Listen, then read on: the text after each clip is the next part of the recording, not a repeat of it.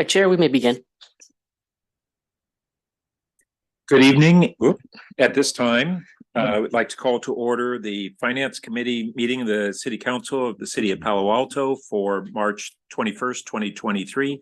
Will the clerk please call the roll? Chair Burt, Here. Councilmember Lifcott-Haynes. Here. Vice Mayor Stone. Here. We have 3 present. Thank you.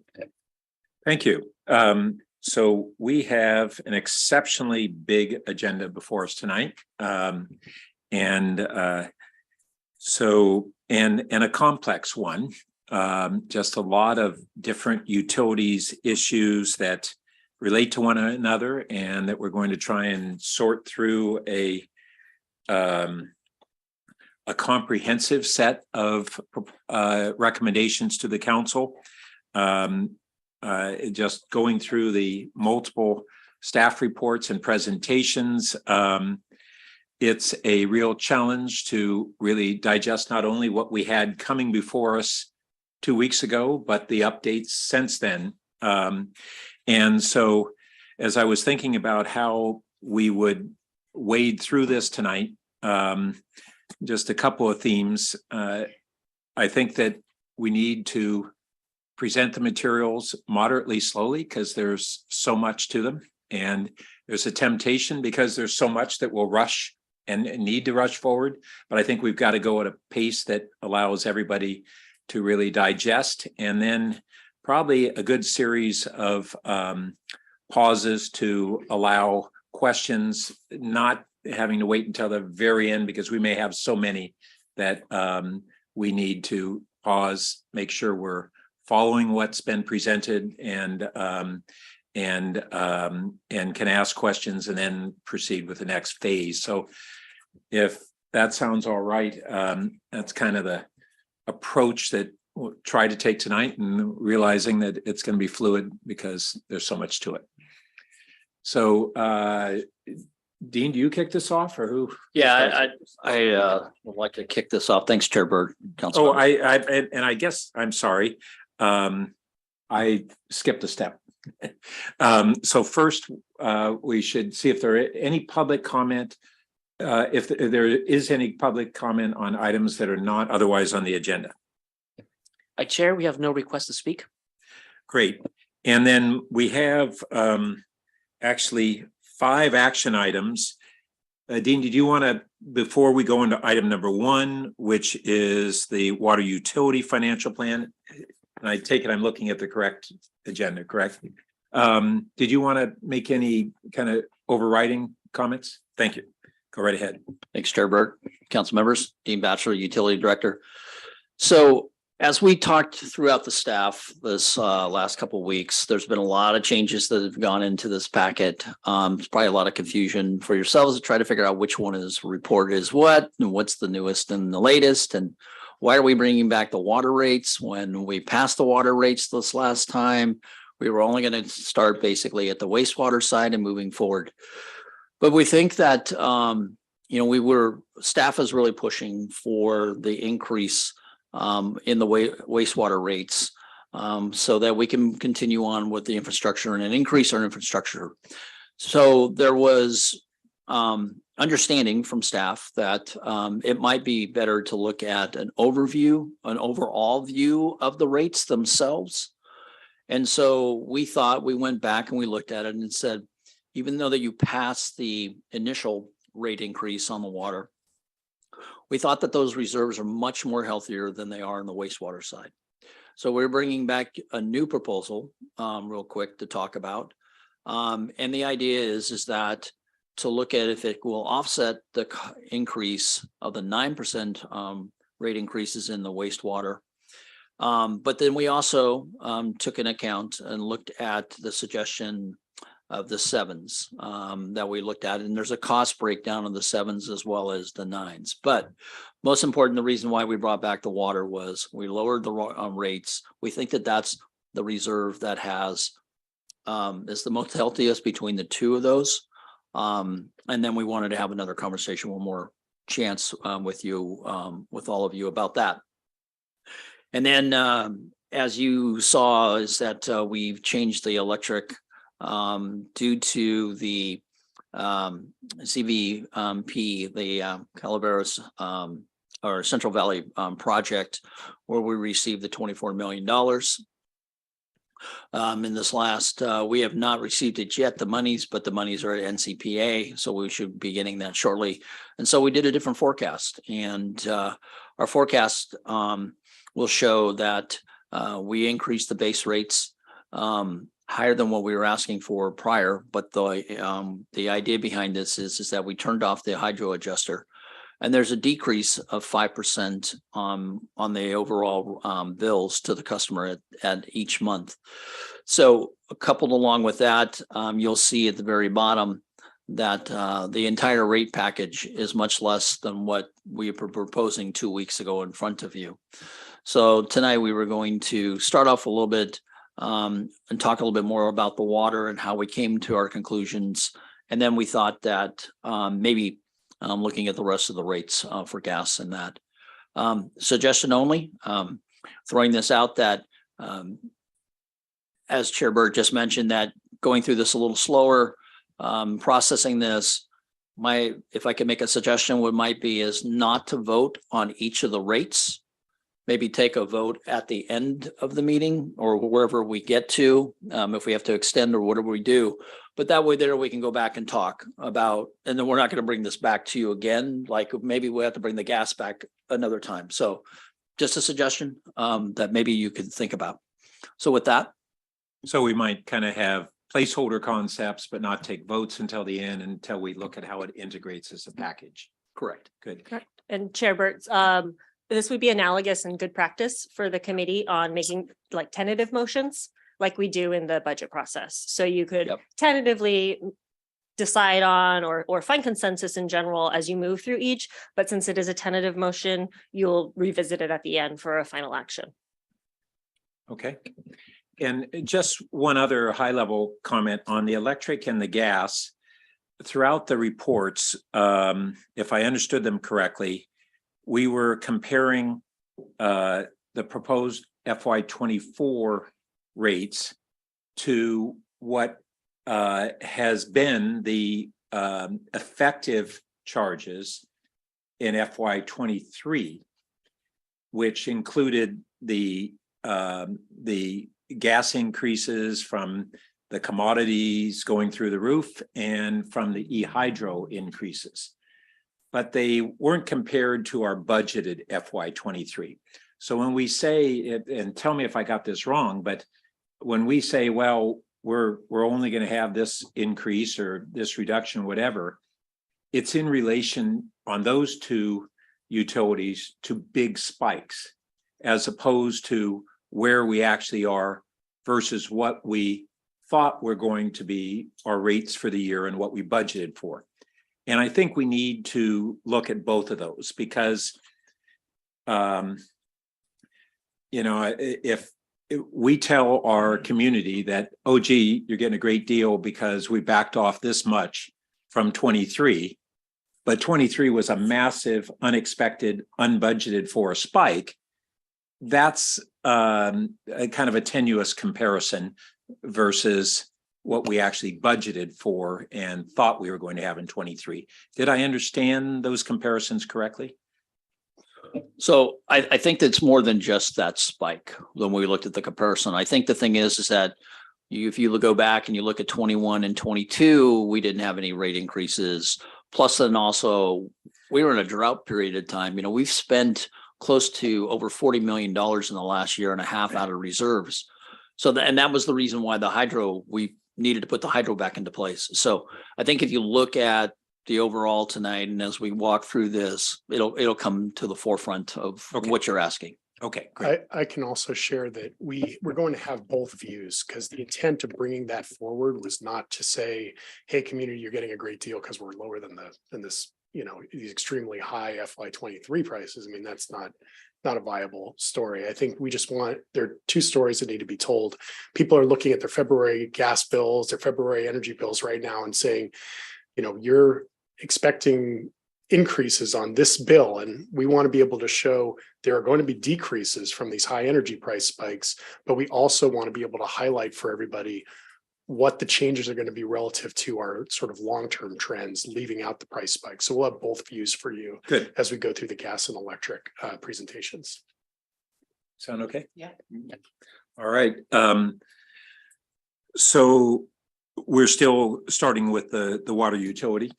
Okay, so our first action item is a recommendation that the council adopt the resolution approving a revised fiscal year 2024 water utility financial plan, including a series of transfers, et cetera. So, hi. Go ahead. You want to just go ahead. My name is Lisa Bellier, Acting Senior Resource Planner, and I'm going to talk to you about the water utility and provide the update on our alternative recommendation that Dean described. So 2 weeks ago, we brought to you, or you reviewed and approved our proposal for the 7% overall impact on the water utility customers. And you also continued the wastewater item and asked staff to look at an alternative and come up with a proposal that would be a lower rate increase overall for wastewater. So we took a close look at all of our proposals and looked at water and felt that we could propose an alternative because of, as Dean mentioned, the reserve situation in the water utility. We looked at the idea of moving 1% of the distribution increase from fiscal year 24 into fiscal year 25. So at the top of the table, it shows you that the recommendation from the previous approved in 2 weeks ago, which is the 7%, and then the 3,335, and the alternative that we're bringing to you tonight, which is the costs remain the same and the rate increase is pushed back by a year. So the alternative is 6% in 24 and then 4% instead of 3% in 25. And the reason for that, there's two components of this rate increase. One is the distribution increase to pay for the distribution costs in Palo Alto, and then the pass-through charge from SFPUC. And the pass-through charge assumption under both of these alternatives is the same. It's 11.6%, and that will be decided in around May, and we will pass through with the appropriate notice to customers, whatever SFPUC determines that pass-through will be. Oh, When you say charge, you mean that they plan on increasing the pass-through rate, is correct? thank you. Yes, increasing the pass-through rate 11.6% from the current level, which is the $4.75 up to the $5.30 per CCF of water. So this alternative in the table at the bottom of this slide shows the distribution increase decreasing in 2024 from 3%, which is what we brought to you 2 weeks ago, to 2% now. And in 2025, increasing from the 6% to the 7%. And this is our proposal in lieu of the change in the wastewater alternative that I'll be talking to you about next. So I wanted to just give you the overview of the impact of this alternative recommendation for your consideration. This is the proposal from 2 weeks ago. The costs and are the same, and the rate increase is the rate increase is the 7% that we brought to you before. And then this chart is the same costs and shows the 6%. It shows the rate trajectory that I mentioned to you, the overall impact on the water customers. The reserves are not impacted greatly by this change. In your packet, I had flipped the dotted line and the solid red line, so I corrected it in the slide that I'm showing you on the screen.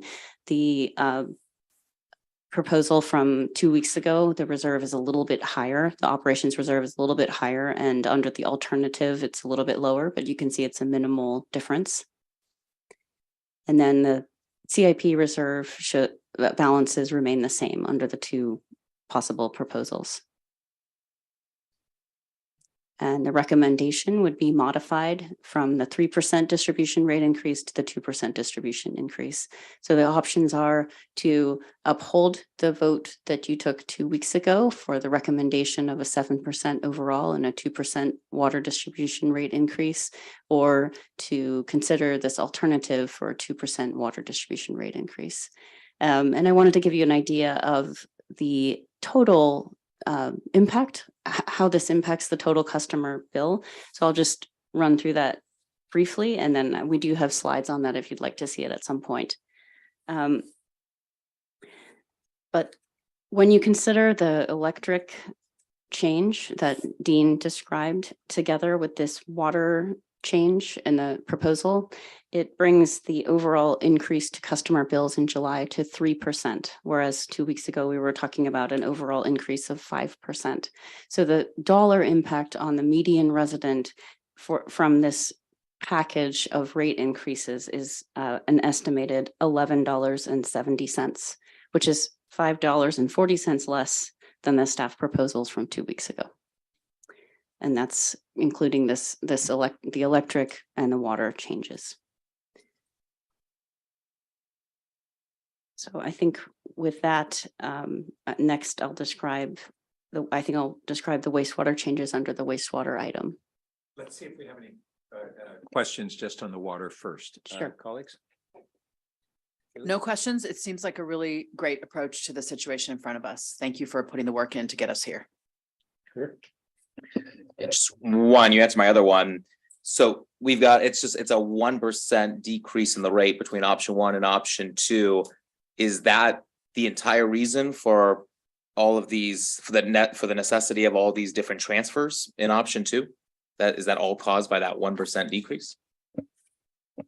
Thank you for asking that question. No, the transfers haven't changed from where we discussed them 2 weeks ago. The reason for the capital improvement reserve transfer is to move the funding from the CIP reserve to the operations reserve to ensure adequate funding for the CIP needs in the upcoming year or in the current year. And then the $3 million from the rate stabilization reserve is in order to mitigate the need to increase rates, because this overall proposal is to use reserves as well as rate increases in order to use the reserves that are available and make sure the rate increase is mitigated for residents and businesses in Palo Alto. Okay, until we get to what, fiscal year 2026, 27, whatever that graph was showing. Yes, so this is one of the years where we use some funding from the rate stabilization reserve, and we're also planning to use it in 2 other years. Great, thanks. But B through C on this slide, under option 1, there would be transfers as well, correct? That's correct. The transfers remain the same. So just the only change between the two really is the bold text with the 3% distribution increase versus the 2% distribution increase. Everything else, including the SFPUC pass-through, is all the same. Okay. And just on slide 6, if you could return to it, I just wanted to understand better why the capital reserve ending balance moves up and down so much in this circumstance. Is it major projects in a given year? So the idea here is that we're trying to stabilize the operations reserve actually and show just the CIP related costs changes in this CIP reserve. So we're setting aside the funds in the reserve and then showing the changes. So in the wastewater and the water utility and wastewater, there's a pattern of CIP spending for the water main replacements every other year. So there's a project budgeted in 26 and 28. Nice. And so that's why the fund is saving the money up and then spending it every other year. That's how Got it. that's Okay, why thanks. it leads to that pattern. If I could just add to that real quick, Yeah. is that you'll see that pattern throughout for gas as waste as well as the electric side. And one of the reasons for that is we were hoping to get some economy of scale from the contractor standpoint, that we can actually do a little bit more and hopefully at a cheaper price than if we were going to keep it flat and we were going to put a project out on a yearly basis. So we've had this idea probably the last 3 years that you'll see the peaks and the valleys, and the valley portions is when you're paying and doing the CIP itself, and then collecting the dollars that you're and doing planning, and then doing the shoveling at that period of time. Okay. So before even taking straw votes, are we thinking that we do the wastewater collection and then kind of look at those two categories and do kind of our own straw voting at that point in time? Do those two as a package, or? Yeah, let's do that. Let's see how they integrate. Great.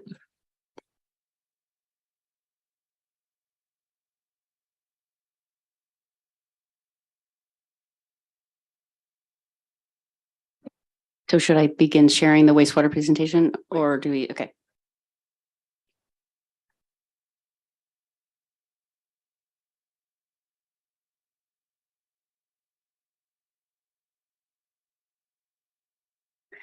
For the wastewater utility, 2 weeks ago, the committee directed staff to return with a modified alternative B proposal with a particular rate trajectory in order to reduce the impact on customers of the wastewater increase. So that's what this presentation shows, is the modified alternative B. You can see it in red there. And just to tell you the impact of that proposal, it really allows the utility to reach to accelerate the main replacement to the 2.5 miles per year, which was the target rate by 2032. And it fully funds the current main replacement project. And yeah, this is the proposal. And then I guess giving you the overall impact at the end of the day on the customers.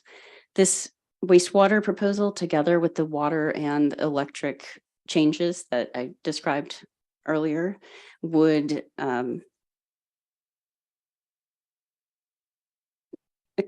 also be an overall 3% impact on the bill in July for customers, for average residential customers, median residential customers. But it would be a lower dollar impact of $10.80 this July. And so that's $6.30 less than the staff proposals that we talked about 2 weeks ago. So a little bit more detail about this proposal. Again, the costs remain the same, and the costs other than the CIP remain the same. And the CIP project doesn't begin, the larger project doesn't begin until fiscal year 2032. So that is modeled, but just not shown on the slide here. And the 77666 is the modified alternative B rate trajectory. And you can see that on the red numbers at the top of the slide. This is, for comparison, is the proposal from March the 7th, and it shows the 99985 pattern of rate increases. This, oh, Go back to this year's the revised proposal. yes. Okay. Okay. This is a picture of the operations reserve projection, and the reserve goes up and down a little bit, but has a little bit more funding in it with the alternative recommendation, the modified alternative B, and that's because we're ramping up the spending a little bit on the CIP, but again, the funds are not going to be spent in a larger project, much larger project, until fiscal year 2032. This is an overlay of the staff recommendation from 2 weeks ago and the modified alternative B proposal. And you can see that the minimum and maximum of the CIP reserve is a function of the total CIP budget. So that's why there's different mins and maxes for the two different proposals. And for the staff recommendation in the red, the solid red line and the red graph, the red bar, excuse me, it shows that it does drop below the minimum and then is able to recover and remain within guideline range between 27 and 28.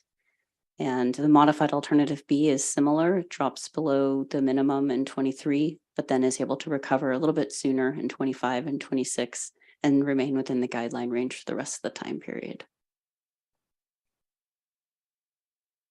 Can I just ask on that last slide?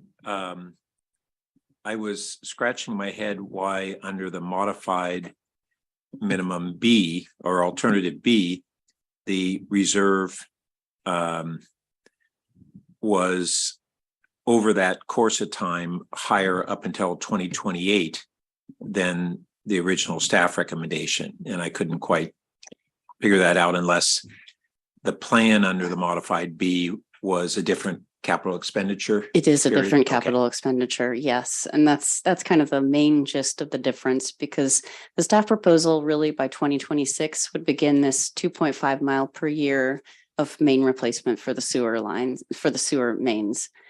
The modified alternative B would do the same thing, but at a later date. And so it's not until 2032, right? And so in the meantime, the fund needs to save up some funds in order to be able to accommodate that change at that time.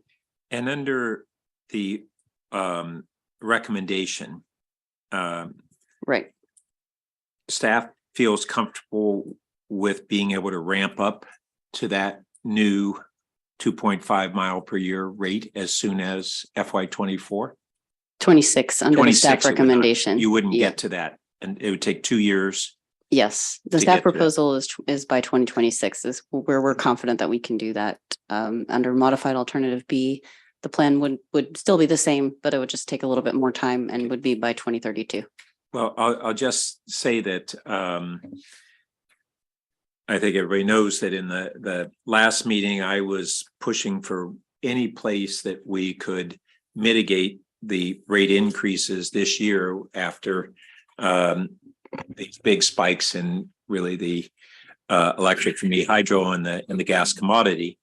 With what's happened in the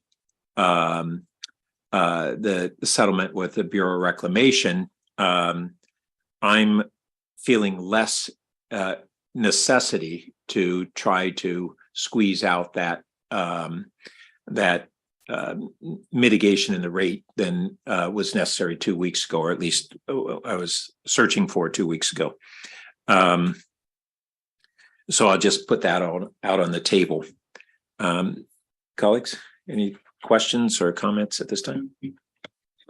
Well, the first thing that I want to say, Lisa and team, is not being in this work. My impression as an outsider is that you have done a tremendous job on the analytics here. You took a complicated problem to solve, holding a few alternatives across a number of variables, and I found they were presented really effectively. So I thank you for that. I do have 2 questions.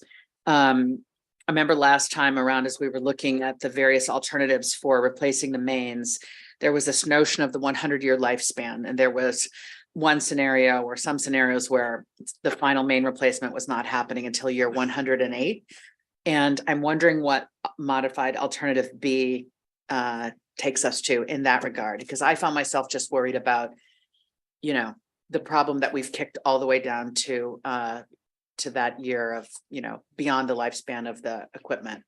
That's right. And under the staff proposal, the age of the last remaining main is going to be 108 years, which is as close as we could come to the 100 years. Yeah. Under the modified alternative B, the last remaining pipe would be 112 Okay. Got it. years. That makes sense. Okay. And Dean, if I may ask you this question, you said in your overview of why these two were coming back, why water was coming back, we need to really evaluate wastewater within the context of water. You said that as a practical matter, the water reserves were in better shape, and so they offer that resource to us. And I'd just love to understand, in terms of recent history, why it is that the water reserves are in better shape than the wastewater reserves. So part of that is that we missed on a couple of our projects. And we also had one project come in under budget, and we were able to save some of those dollars. And we pushed those missed projects. We pushed actually out a little further. And then at that point, reserves just continue to build. And that's why they're at the max almost at this point. And just as a follow-up to that, I don't know in utilities how common it is for capital projects that we plan for in a given year, what percentage of them we're actually able to typically execute on in the plan for year. I know that in other capital projects, it's just not uncommon that we don't accomplish all of the plan for projects in the year we budgeted for them. So what's any rule of thumb on that, or a current pattern that you're seeing based on more recent circumstances? Well, I'd say that, we had more of a difficult time when we were trying to do budgets every year, or, projects every year. As we went to this off on period of time, we're able to be much more better at doing the engineering ahead of time. I think the other issue that we have in the past is that just trying to negotiate. We may give an engineering estimate of $1, but when the engineers, when the construction companies come back and they want $5, there's going back and forth, or we have to put the job out. And that's what ended up happening with a couple of these, is that we just felt that they were just way too much. So you got to compromise and you got to lower the scope, that you're not going to be doing as much, or you are going to put it back out and maybe then modify. Maybe you would do some more internal work from our own internal crews to do a little bit more, or you have to compromise on what you're going to have to give. And so I'd say from a utilities perspective that we are, other than maybe some of the electric projects that we have, especially around the undergrounding, is a little bit more tougher with us to try to deal with the residents in the underground area. We're probably, I'd say, 95% of the time on any given year in any utility, with the exception of undergrounding, we've had good success with that. Thanks. Greer? Yeah, thanks. I agree. I agree with the kind of chair's assessment as far as the urgency and the change from a couple weeks ago to now on that settlement. Glad Councilmember Lithcott-Hames kind of brought up some of those points that I had as well about trying to understand the context here.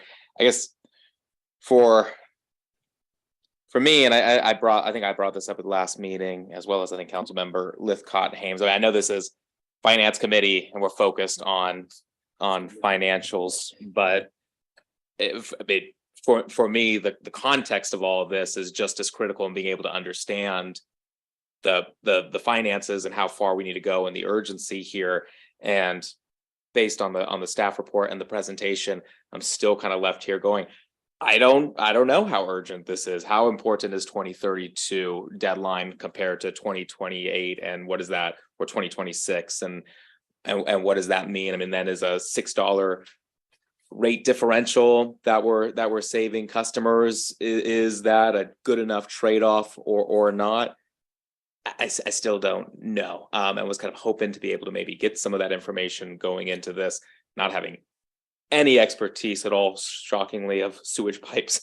So that's still my struggle on this. I think staff has done a great job on the presentation, on all the crunching the numbers and everything, and really made me kind of understand that component, but I'm still missing the real need here. And so if there can be kind of any clarification, I mean, Dean, you kind of touched on that, I think, kind of maybe at the beginning, or maybe that was even the last presentation, just kind of talking about the importance of this, but still not necessarily maybe the importance of staff recommendation over this alternative B, and why staff still, if you still do, think that's the important one. You want to start? No, I mean, either way. Okay. Start. Hi, Matt Zuka, Assistant Director of Utilities for Water, Gas, and Wastewater. It's an excellent question. And it's also an equally hard question to answer, because we're dealing with obviously an asset that's going to last a long period of time, and we're trying to, as we sort of said, prudently manage that asset over the 100-year life cycle. So the risks are difficult to quantify. Some of them are going to be operational in terms of increased cost. We're going to be throwing resources at maintaining bad infrastructure when they get to the end of their useful life. The other thing I will add, and I kind of briefly alluded to this in the last meeting, is that when sewer systems fail, They fail through a combination of things. And the failure part of it is obviously the infrastructure side of it. And we deal with the sanitary sewer overflows and then the environmental impact of that. But one thing that I kind of briefly alluded to is there are environmental organizations that will go around and they pay attention to the SSOs that are occurring throughout the Bay. And they will in waves target them for lawsuits. So there are, I want to say probably 30 agencies within the last 10, 15 years that have been sued by some of these environmental NGOs. So they tend to fail. And when they fail on the infrastructure side, that's the cheap part. The expensive part happens is when you get the 60-day notice of intent to file suit, and we're then in a mediation with Baykeeper or whomever, and they're going to be looking for us to enter into a consent decree with them. They're going to be looking for us to be committing to an accelerated capital improvement program, probably on the order of $100 million over a 10-year period of time, if you look at what the other agencies on the peninsula have had to do. So part of I think staff's recommendation is to start on a pace to avoid sort of that third rail where the cost and the liability just take a paradigm shift up. Up until then, maybe it's manageable. You get to that point and we're talking, $100 million settlement and polluter being used synonymously with the city of Palo Alto, yada, yada, yada, in the press. So that's, I think, like I said, sort of the environmental third rail of the wastewater side. Love wastewater and that it's sort of an out of sight, out of mind. No one really cares about it. As long as the toilet flushes and it works, everybody's happy. But that's kind of the back end and the backstop of the problem, if you will, right? Hopefully that helps put some more context into it. Yeah, thank you. That's much more helpful. And Matt, I think you, with that second half of your explanation, maybe have implied an answer to my next question, which is that we've been at 1 mile a year and we're going up to 2.5. That's a huge increase. And why does it suddenly have that step jump rather than over the last decade or so that we had gone to 1.5 to 2, et cetera? And maybe that second half of your answer is part of what explains that, but can you explain why we are having such a step increase? Sure. A number of factors that predate my employment at the city of Palo Alto, so I'm going off memory, but on some of this stuff. But it stems from about 10 years ago, I would say, back when there was an effort to focus on certain utilities at the expense of the wastewater utility. So we were doing an emergency effort to get rid of gas in the, ABS, a certain type of plastic in the gas system. That slowed things down a little bit. We also had some transitions and some retirements with staff that slowed some of the capital implementation down. And then there was a downward pressure. So at that point, there was also, we were not collecting the reserves. So we didn't want to allow the reserves to grow. So we weren't keeping up with rates because we weren't spending the money. Then we hit the pandemic and all of a sudden there's an ongoing downward pressure on rates. So really, this is a catch-up effort to kind of make up for a few things that kind of damp down on the rate of progress that we would have liked to have made. And then on top of that, we had sort of the downward pressure on the financial part of it as well, that then kept it. So yes, it is sort of a quantum leap, but it's kind of, I think if we'd had the way that we would have liked to have done it, we probably would have slowly and gradually, ramped it up to get to where we are today, or what we're proposing today. Well, that last part of your explanation there of that when we're not doing the capital projects, we're not charging rates to keep the reserves in proportion with the upcoming capital projects.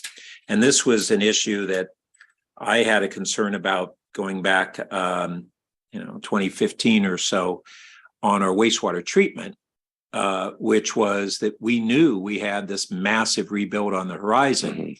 And we weren't charging any of our customers, ourselves or the 5 other agencies that we serve, to build that capital fund in order to then do those projects. It's once we start doing them, we have to jack up rates to pay for it.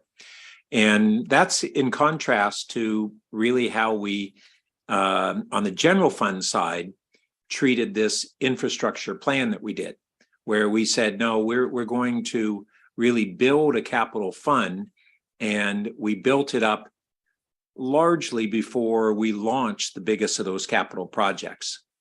And that's not really what we're focusing on tonight. but I really want to encourage that we re-examine that approach strategically, that we look at anticipated future capital needs and look at whether we should be building and having a different, rather than a standard range, we establish a future need and begin to build that capital fund, basically savings for what is on the horizon, and have that different approach somewhat. And I don't know, so to tackle that issue, when would that be appropriate to come back to the UAC and this committee and the council about re-examining the strategic approach?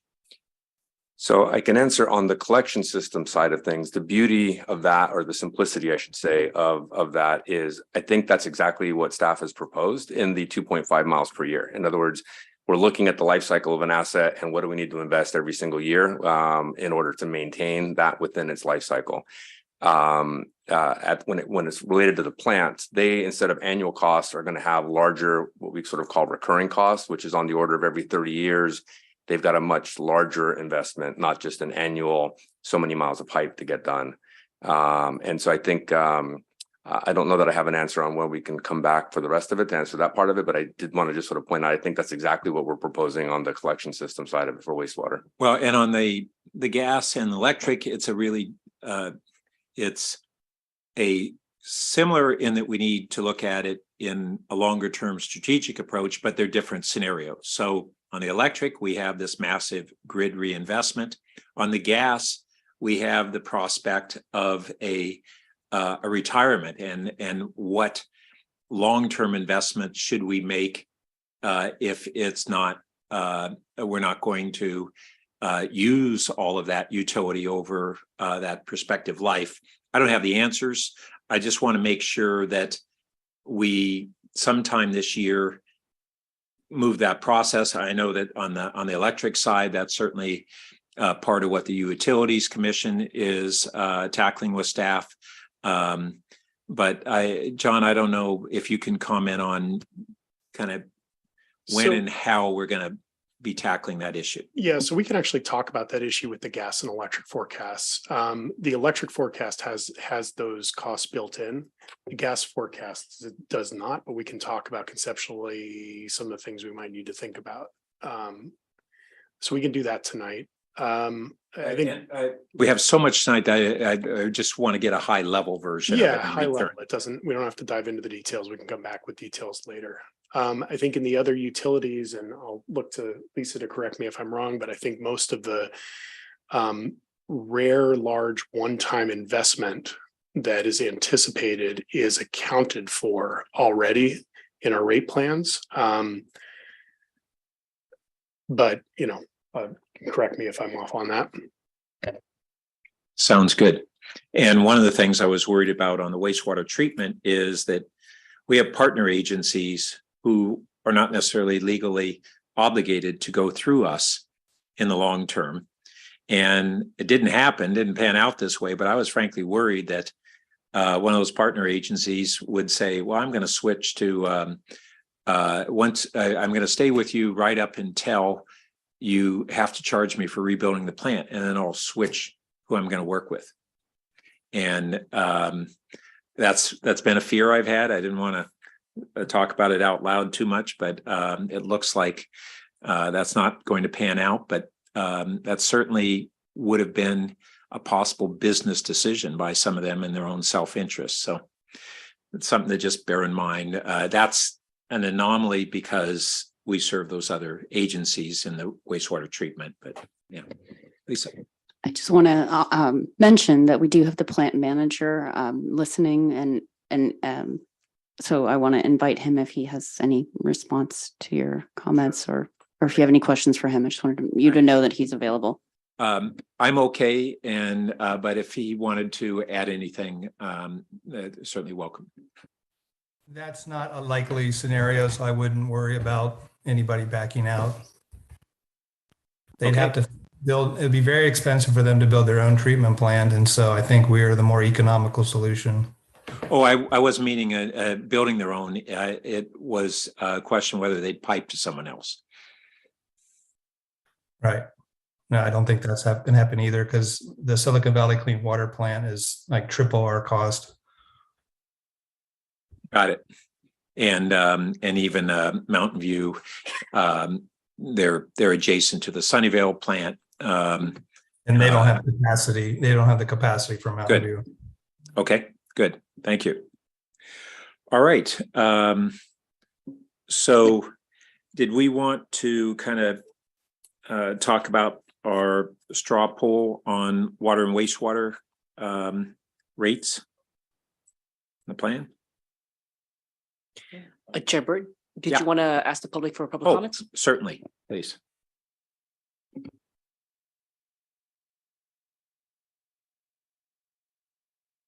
No request to speak.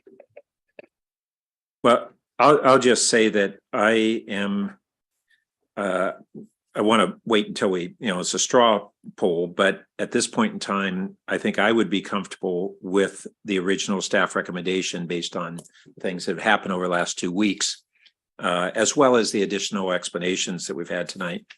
And on the water, I don't think we really, we have the alternative, and I think if I understood correctly, staff is comfortable with the alternative.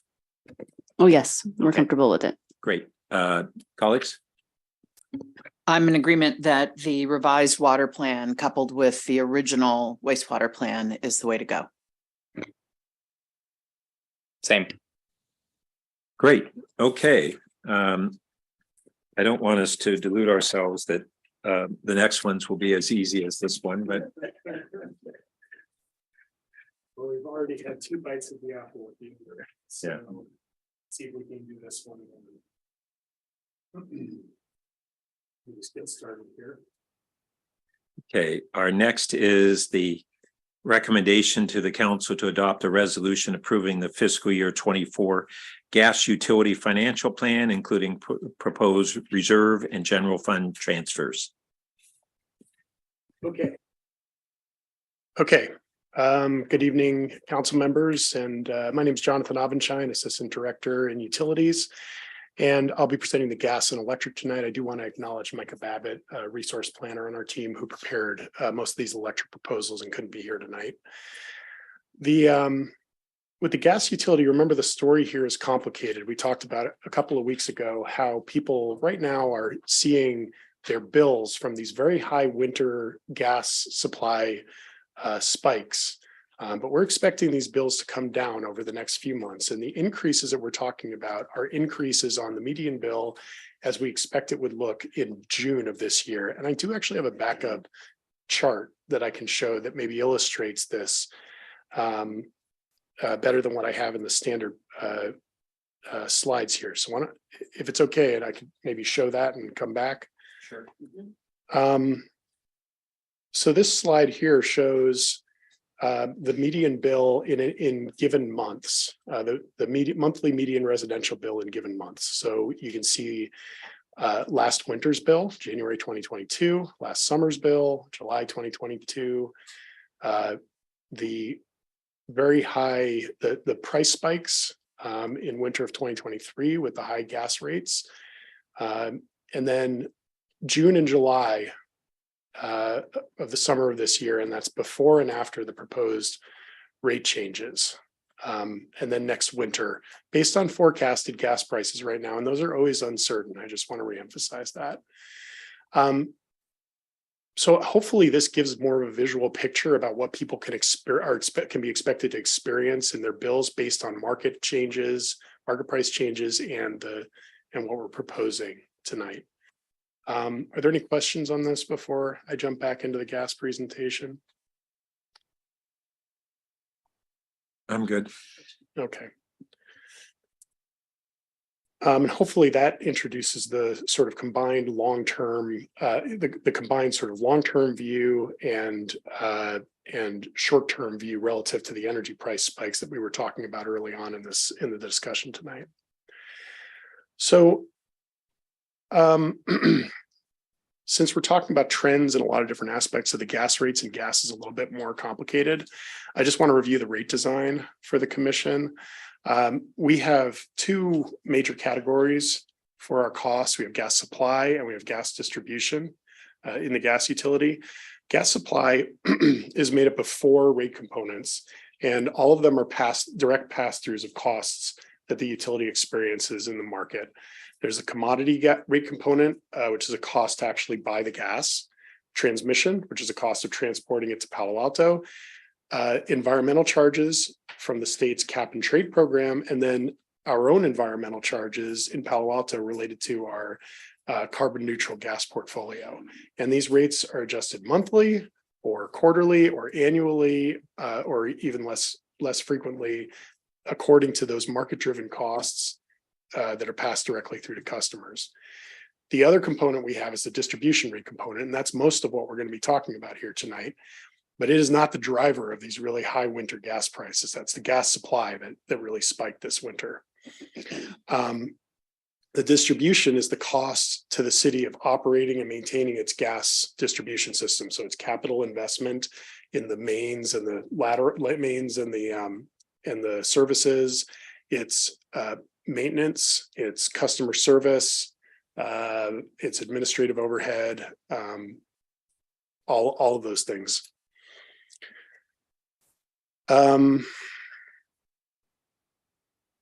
So for the distribution component, distribution revenues are 20% below cost right now. Partly that's expected. It results from the city and the council's initiative to protect customers from rate increases during the pandemic. So we minimized our rate changes over that time to try and relieve the burdens on customers. Partly it's because our gas utility sales dropped during the pandemic and they haven't fully recovered. And partly it's because cost increases they've been rising over the last few years by quite a bit. When we were going through the pandemic, we planned to exit the pandemic by gradually increasing rates by no more than 5% per year to get our revenues back up to match our costs. And we knew that to do this, we'd have to keep drawing down reserves. And we planned our reserves to make sure that we had enough to follow this plan. But the gas price spikes this winter, which were not entirely passed through to customers, deeply depleted the reserves. And it drove them well below the minimum guideline levels, which I'll show a little bit later. So we're not able to phase in those rate changes over several years anymore. And we're proposing a 21% distribution rate increase this year to get revenues to match costs. That translates into an 8%, because distribution is only a portion of the bill. It translates into an 8% overall bill increase. Even with this increase, we still won't be able to get reserves back to the minimum guidelines until FY 2027. Now, I don't know how much I need to really reiterate this, but because gas supply costs are decreasing, people will see decreases in their gas bills from this fiscal year to next fiscal year, even with the 8% increase on the bill. And I'll show you exactly what that looks like later on. So because gas supply costs are so high this year, even though because gas supply rates are so high this year, even though distribution rates are smaller, if we increase distribution rates 8% and gas supply rates come down as significantly as we're expecting, the net effect is that people will pay less for their gas in FY24 than they did in FY23, even with the rate increase. Yeah.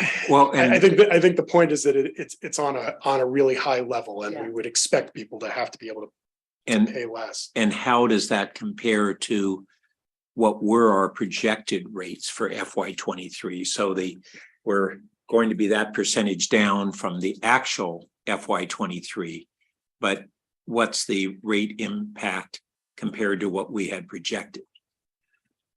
That's hard because this is the first year that we've shown because the gas supply rates have usually what we show is a projection ignoring the gas supply rates, because the gas supply rates do fluctuate, but they don't fluctuate the way they did this year. So we don't have that projection for FY 2023.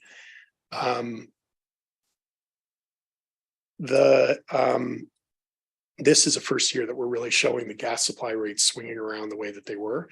So where we are relative to FY 2024, I may be able to look up, and maybe I'll turn to Lisa and Eric, see if you're able to look that up. We often have that in the financial plan up front. We might be able to show that to you. Oh, thank you, Lisa. We'd have the FY 22 Yeah, that's the actuals one. too. Yeah, so we had been in the FY 23 financial plan. What I can tell you is the distribution rates, we've been anticipating 4% per year for FY 24 through FY 26. Now we're proposing 8%, 7%, 5%. And a lot of this is driven by the massive hit that we took to our reserves in FY 2023. Thank you, Lisa.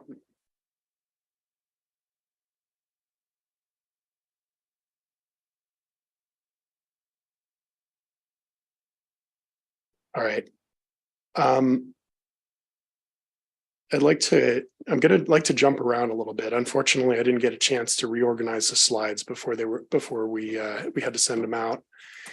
I just want to show these two slides here. This shows the distribution rate projections. This is just for distribution only, leaving aside the gas supply. But if you do want to look at the gas supply rate changes, this is what it looks like. We saw 33%, 44% increases in 2022 and 2023 as those market prices shot up.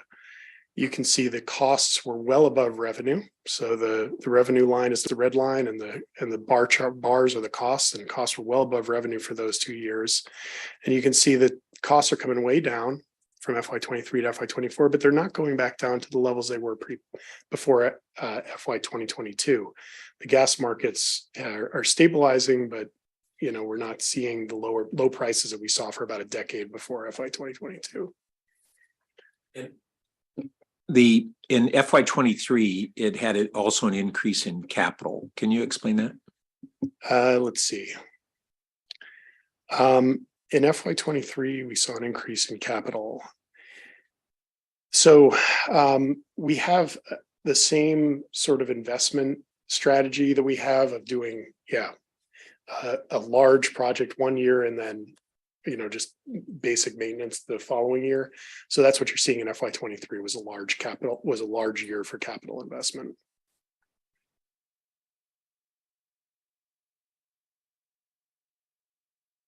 Okay. The next slide here shows you what's happening with our reserves. So by the end of FY 23, like I said, reserves are well below minimum guidelines. They're below the risk assessment levels. And we expect them to stay below the risk assessment levels through FY 25 and below the minimum guidelines through FY 27. We're not asking to try for a rate plan to try and bring those reserves up to the minimum, because that would require double-digit rate increases. And we are confident that if we have to find, emergency cash for this utility, that we will have strategies we could use for that.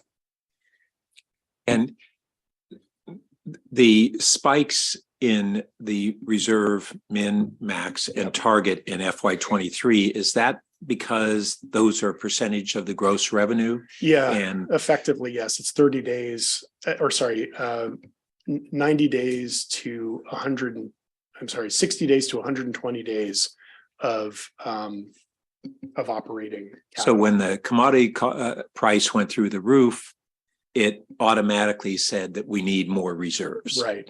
Yep. Okay. And I think what we really look at is the long-term projection. That's how we set our rates. And that's more at a more normal level. Okay. I'm going to jump back to slide 4 now. And I'm going to talk a little bit about the other piece of this rate proposal this year. So we're looking for feedback from the Finance Committee tonight on the general fund transfer. So last November, Measure L passed, and that changed the methodology from for the general fund transfer to a percentage of revenues. The measure transfers 18% of revenues, but council can choose to transfer less, which gives the flexibility to respond to changing conditions with the gas utility. The chart shows the amount of the general fund transfer. This chart shows the amount of the general fund transfer if we transfer 18% of revenues each year. That's the blue bar. In FY23, transferring 18% of revenues is about the same amount as it's about a CPI increase on the FY 2022 general fund transfer. But after that, it starts to significantly increase. And a lot of that has to do with these really rapid and unanticipated increases in the gas supply costs. So an alternative could be to transfer less. We have in the orange line here a transfer of 15.5% for FY24 and less in future years. And if the city does that, it could yield growth in the general fund transfer of about CPI, which is similar to the growth rate of the transfer prior to Measure L. And so we're looking for both the UAC and the Finance Committee to make a recommendation to council on which alternative to choose. I'm going to go to slide 13 now. So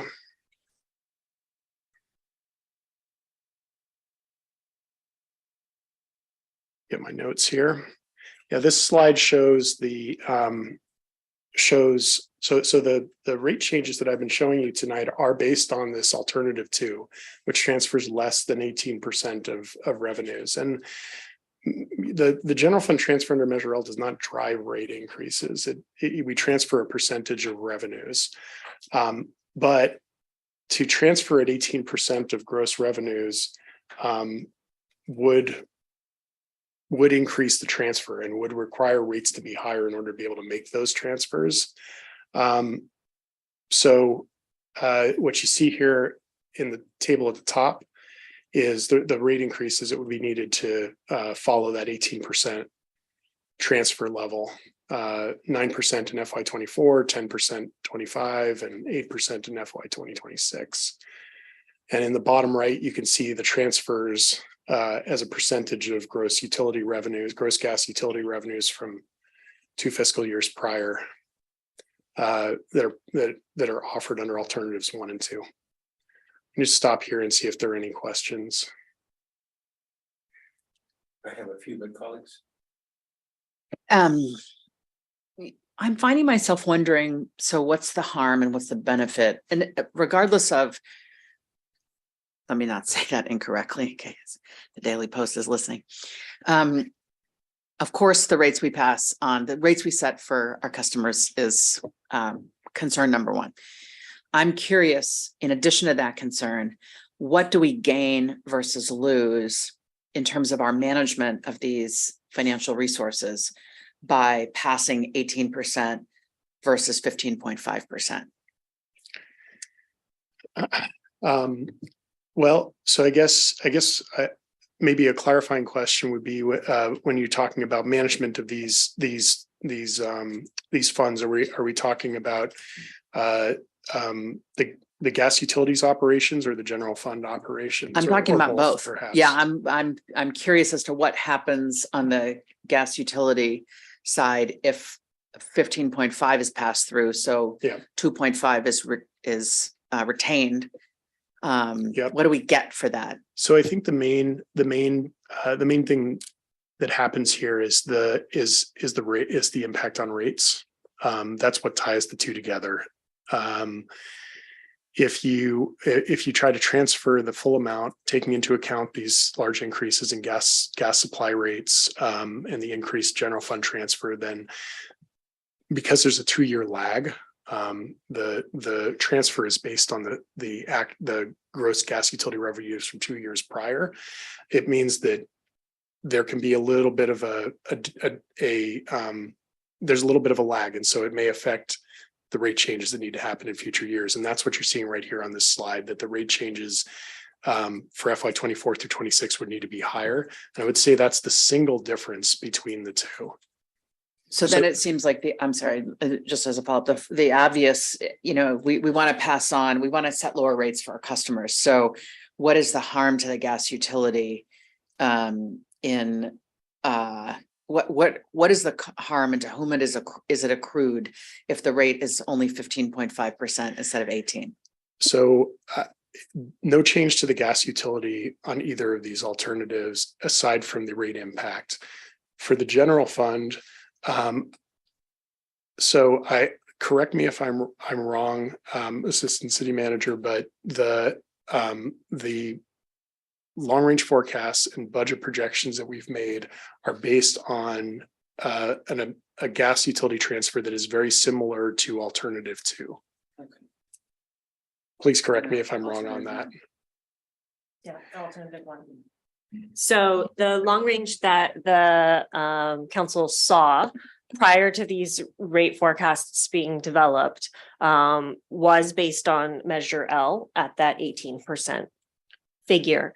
Now, as Jonathan has outlined, obviously our costs on the gas side have changed drastically over the last month or two.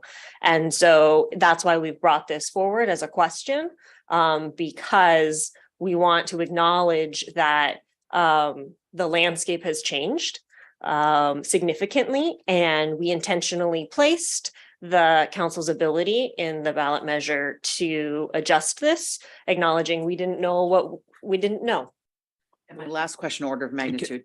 Can I, before we leave that, so I think it's accurate that the long range forecast was based on an 18%, but it wasn't based upon this gross level. Correct. So that has changed. So the dollar amounts that we were planning to transfer to the general fund under alternative 1 are higher than we were projecting. And you're anticipating what my final question was, Yeah. which is in real dollars, order of magnitude, what is the difference projected to be for 18% versus 15.5 in terms of what will ultimately go to the general fund? Sure. It's about $1 million difference between them. So if you were to do, give or take, I'm rounding within a few $100K. So that's the rough impact. And then we have heard, and certainly is logical, that we are in the general fund a gas customer, and that we have also increases in our gas cost to our utility, but we haven't heard any numbers in terms of what the gas rate spike has caused in terms of expenses to the general fund.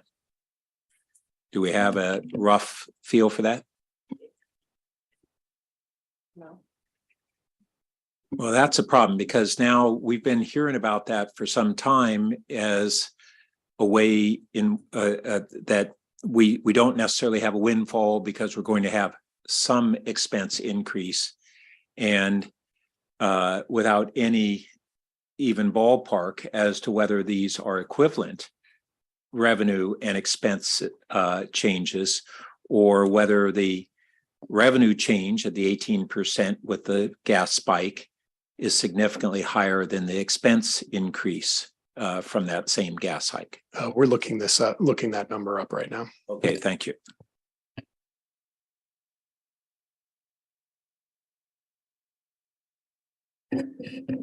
Yeah, that was mostly kind of my area that I was interested in. I mean, Kylie, you're the 1 million, that's for fiscal year 2024. Okay.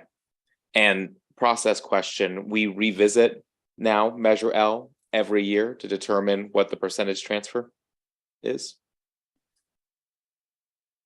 So thank you, City Attorney Melistum. You don't revisit the measure, but you make decisions about how to implement it for that fiscal year through the budget and the rate setting process each year. Yeah, that wasn't clear. So that's what I meant, was to make the decision on a yearly basis of the percentage that we transfer. Right. So the staff is showing you some projections, but the council is not making a decision now on FY 25 and 26.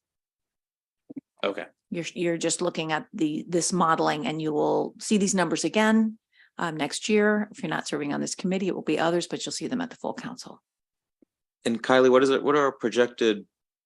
I believe we entered deficits in 2025. Do we in 2024? Is that? We do. So a couple things. One, when we do plans, so these are financial plans similar to a capital improvement plan where we go multi-years, we use whatever the approved plan is to help us develop the next year's budget. So we would use the, let's say 11.1% in our planning as we begin to plan for FY 2025. But of course, as city manager or city attorney Stump said, we would revisit that percentage as part of all of these normal budget process and rate setting cycles.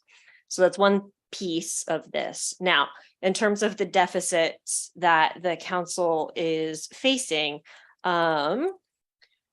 in the mid-year budget, the council approved some increases in resources, and based on the conservative revenue estimates that are in there, acknowledging the many unknown or unforeseen areas, the council is facing, or rather those projections reflected about a $3.3 million gap in 2024. It grew to 8 and change in 2025 and back to 6 million in 2026. And those figures that the council reviewed as part of mid-year, again, estimates, we're actually, as we're speaking, working on refining all of these as we bring forward the proposed budget. The council did set aside, remember, as part of that process, 14 million to deal with those forecasted deficits. So there is one-time fund to help us continue to bridge this uncertain period, but from a long-range standpoint, there are those. But am I recalling correctly that those projections did not include the Measure K revenue? The long range did not. When we matriculated everything together, because the council had asked what the numbers would be with Measure K, we did add in just the eligible components of Measure K. So those figures. So in those numbers you just cited, that has Measure K. Correct. Okay. So fiscal year 24, we're looking at 3 million plus, and that projection includes an 18% transfer. Correct. Okay, thanks. When you cited the 1 million difference, that's based on the FY 24 transfer. Yes, prior to tonight, as we were pulling all of these figures together, I looked at what was in the long range versus what the 15 would be here. So that would be about $1 million difference. But based in the FY 25 and 6, which would be transfers based upon higher gas revenue, does that 1 million grow? No, we had a CPI on it in the long range. So we did the 2024 based on that 18% calculation, and then just a CPI growth in 25, 26. But if, for instance, if we look at this bar where FY 25 is in the blue bar is not a CPI based, it's this big spike. Correct. But again, when we did the long range, we didn't have this information. So that spike is due to the December and January increases. I get it, but so that wasn't in long range. But my question is, based upon what we now have in terms of those gas costs, the difference from the 18%, wouldn't we have a greater windfall in those years than what was in the long-term forecast? Because the gross went up and the transfer would go up beyond what we had projected with a CPI increase. I'm not quite sure I'm following. So we projected a certain increase in the gas transfer based upon a CPI increase.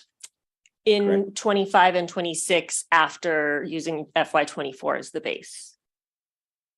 Okay, but 24, that's a 24 transfer, correct? Not the 24 gas costs. Correct. Correct. It was an Okay. estimate at the time. So when we have this year with, we have a big spike increase in gas costs this year. And even though it's going to moderate next year, it's still higher commodity costs than we had for a decade. That would drive up the gross revenue in the gas and therefore drive up the amount that we would transfer to the general fund above a CPI increase, it would reflect this big spike. Isn't that right? 2 years later, it would. Correct. That's what we're asking. So when is that gonna show up? Is that gonna show up in 2025 when we're projecting an $8 million gap? Or 2026? When we have a $6 million gap, at some point, the gap should be lessened. The gap should be reduced by this big spike that we've had. It depends on if council chooses to. Get it. But if we don't take, what we've been asking is, what would be if we stayed with the 18%? Mhm. Wouldn't that result in a higher transfer to the general fund than we were anticipating? Mhm. And that goes into our thinking on the 15.5%, because if the 15.5 still gives Oh, I think I us, see what you're saying.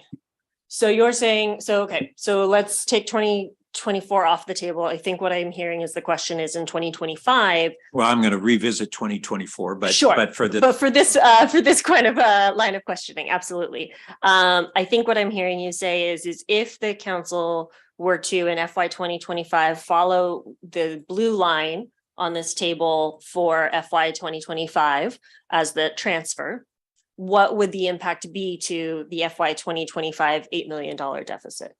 Okay, so I think it's 4 million to the positive. The forecast in FY 2025 has about an 8 and change transfer. Looking at this line, it pulls it up to 12 and change. So my guess would be in the ballpark range of if we were to follow the 18% in 2025, based on we now know activity from 2 years today, that would solve about 4. and that solving of 4 in a way is a windfall from the spike in the gas rates. And this is an issue that is of real concern, I think, to myself and my colleagues in the community, is that, yes, it would help our general fund projected deficit. And I think we all need to remind ourselves that we had originally for FY23 had thought that we would actually have a deficit, and we had a very large surplus. We don't expect that we're going to have anything close to that in FY24 or 25. Nevertheless, we project conservatively. So we were very conservative in FY23, and going forward, we're conservative. But whether we frame this as, well, based upon a conservative revenue projection and conservatively high expenses, because we don't fill all the positions typically, and we don't also typically have all the expenses that we project. And that's how we do additional transfers to the infrastructure fund and to our unfunded pension liability. But those are discretionary, hope for transfers. They're important, but they are not built into the budget. So I just want to say that when we say we've got this projected deficit, we don't freak out, because we more often than not don't have that become the actuality at the end of the year. And the question for us is, do we say, oh, we really need that additional $4 million windfall from this gas spike, that at the 18% would be a windfall to the general fund? Do we need that so badly that we're going to continue to transfer at that rate, versus say, no, in this circumstance, we're more focused on having the dollar amount that we transferred to the general fund be in our projected range, but embracing the lower percentage transfer, so that in essence, we're not having a general fund windfall as a result of the hardship that our ratepayers had in this big spike period. That's the essence for me. So I'd just like to make it clear, staff did not project the significant increase that you're describing. You're correct that if we were to follow the 18% of Measure L, that yes, that would significantly impact the transfer to the general fund. But just for the public's awareness. That is not what is currently projected in our financial plans, acknowledging that this was an item that we wanted to discuss with the council proactively. So just want to make sure that that's crystal clear. Yeah, it's not in the projected financial plan, but if we adopt the 18% rate, we should adjust that financial plan accordingly because we see what we'd be anticipating as a higher transfer. So whether you included it or not isn't really the issue in my mind. It's what would we be moving toward if we don't adjust that 18%. And it would be including that what I'll call a windfall from that gas spike. Let me ask a couple other questions. One, John, on that early page, you had broken down on slide 2, where you had commodity and transmission as two gas supply components. And just in terms of our nomenclature, when we last year were talking in the SCAP context about wanting to project the rate impacts of if we have to, say, double our electricity supply in the coming decade, through electrification, and we're able to buy power purchase agreements at significantly lower rates than the average of our portfolio on those costs. I had referred to the power purchase agreement pricing as the commodity, and I thought you had corrected me and said, no, how we define commodity is the combination of that and the PG&E transmission cost. But here we break it commodity and transmission separately, and we call commodity as the direct commodity purchase price, which is the way I had always understood it. Or did I misunderstand that previously, or are we using a different nomenclature and breakdown under gas than how we do in electricity? Yeah, I think what? we're using a different nomenclature for gas and electric, which I understand is confusing. This, though, reflects is a direct match to what people see on their bills. So I'm sticking with that. I'll also say that gas is a much simpler utility than electric.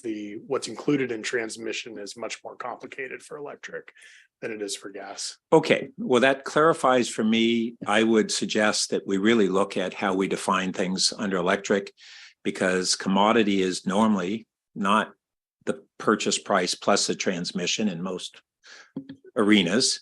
You buy a commodity and then you have to ship it on a truck or whatever. You have that transportation cost is a different thing from what you paid for the commodity. So I think in electricity, it will help us if we break it down similarly to how we do here, whether it's broken down on the bill or not. It's really the right way to think about it if we look at, and frankly, in that context, this is a really important thing going forward, is trying to understand what will be the impact on electric rates if the commodity we buy we double how much we purchase and we buy it at a lower rate, but the transmission cost goes up. How do those things fit together?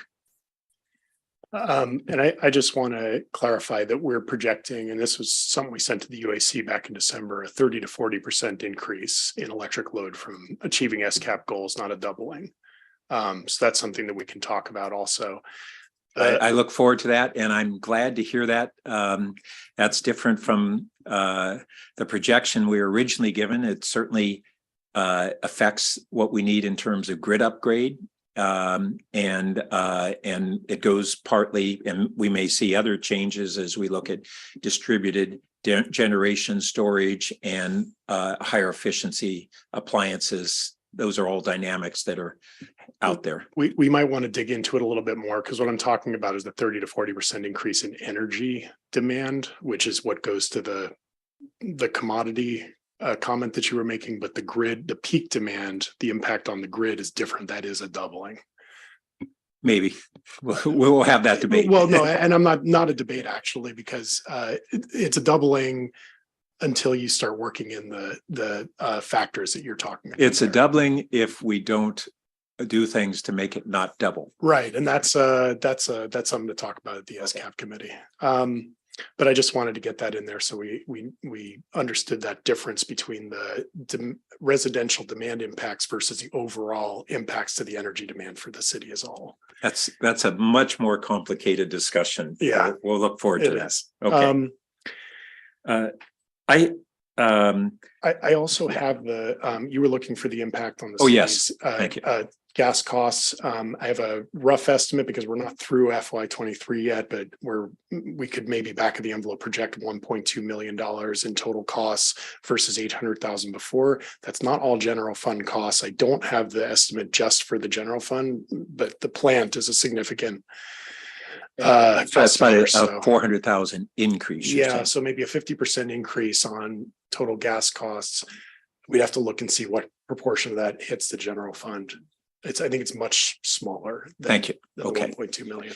And then a few other questions. The sales drop that we saw in gas during the pandemic, was that primarily due to commercial vacancies? Yes. And low use? Okay. And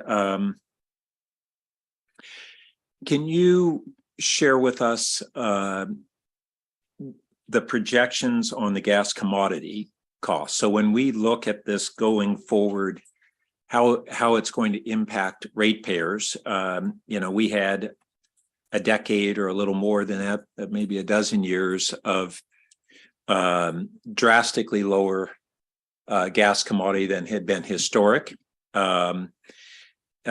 really due to the fracking boom. And now we have disruptions that are going on globally, primarily. Probably the biggest factor, and it wasn't explicitly referenced in the report, is the ripple effects from Ukraine, and they translate differently in globally, in Europe, in the U.S., and in the Western market and in our market. And so I appreciate that. There's a lot of both complexity to that and fluidity, including even projections that were occurring a year ago have changed even since the first months after the Ukraine impact. And so having a crystal ball on where we're going to be, nobody really has that. And so all we have is best estimates. Having put that caveat out there, what are we assuming and on what basis the future gas costs, and how conservative are we being? Conservatively high in our projections or not, or what? So I have a couple of charts I can show. So this chart here shows the supply and distribution costs in FY 2019, FY 24, and FY 2028. You can see the significant increase in overall gas supply costs. I can also show you, I believe it's like I looked at that and I was really curious how much of that's transmission versus supply. Yeah, well, so what I can share with you is that they're actually built into, so what we use for commodity, and I use that in the gas sense, is long-term quotes from both marketers and the Intercontinental Exchange trading platform. So we use a variety of sources to create our forecast, and the commodity itself is actually showing gradual declines over time, but transmission costs are increasing. Some of that has to do with declining gas volumes going through PG&E's transmission system as we move more towards renewable energy. Some of it has to do with investments that PG&E is making in its transmission system. And then we have, by design, cap and trade environmental charges are increasing. That at minimum is supposed to increase 7% per year, but it's been increasing by more than that as the supply of allowances in the cap and trade program starts to it starts to shrink to levels they're lower than the amount of carbon that emitters have to buy allowances to cover. And then cost of offsets, I don't think is anticipated to increase really significantly over time. It's also a much smaller part. So it really is those transmission and environmental charge increases that are offsetting gradual commodity declines in our forecast, which is of course all uncertain. And this, this spike that we had, we know that it was really most of all in the recent months, it was a Western state spike. Last year, it was an incredible European spike. And they anticipated that it would remain really bad, and it's better in Europe than they projected. And that's part of this whole really dynamic period that we're in the midst of. But I want to go back to why we had to pass on such a big spike to our customers. And that's because, I don't know, was it a dozen years ago that we eliminated our laddering, basically our long-term contracts. And just so my colleagues know, we used to buy a series of different period long-term contracts to level out the pricing. And what happened in, I don't know, was it about 2010, John? Do you recall when we dropped off the laddering? I'll turn to Assistant Director Carla Daly. Okay. I believe it was 2014. 14, that recent. Okay. Okay. That's sooner than I had thought. And maybe that's in part because or is that when the laddering petered out versus when we made the decision to stop buying new laddering contracts? That's when we made the decision to stop buying contracts. Okay. So at the time, we had gone from historically being really about on parity with PG&E gas prices. I can't remember, a little above or a little below. But then as the commodity costs went down over several years and continued at a record low cost, we were buying long-term contracts and locking ourselves into a higher rate as the commodity had been declining. And that caused us to reconsider whether that was a right approach. Some of my colleagues said, oh no, we should definitely get away from all the laddering. Look what has happened in recent years. I made the argument, yes, that works right up until prices go up. And then you wish you had laddered. And I proposed at the time that we look at a hybrid approach of some percentage of our purchases be market-based and fluctuating day to day, essentially, and others be laddered, and we have a hybrid approach. That didn't prevail. I think it was actually 2012, by the way. I made a mistake. Thank you. Time flies, but I thought it not that much.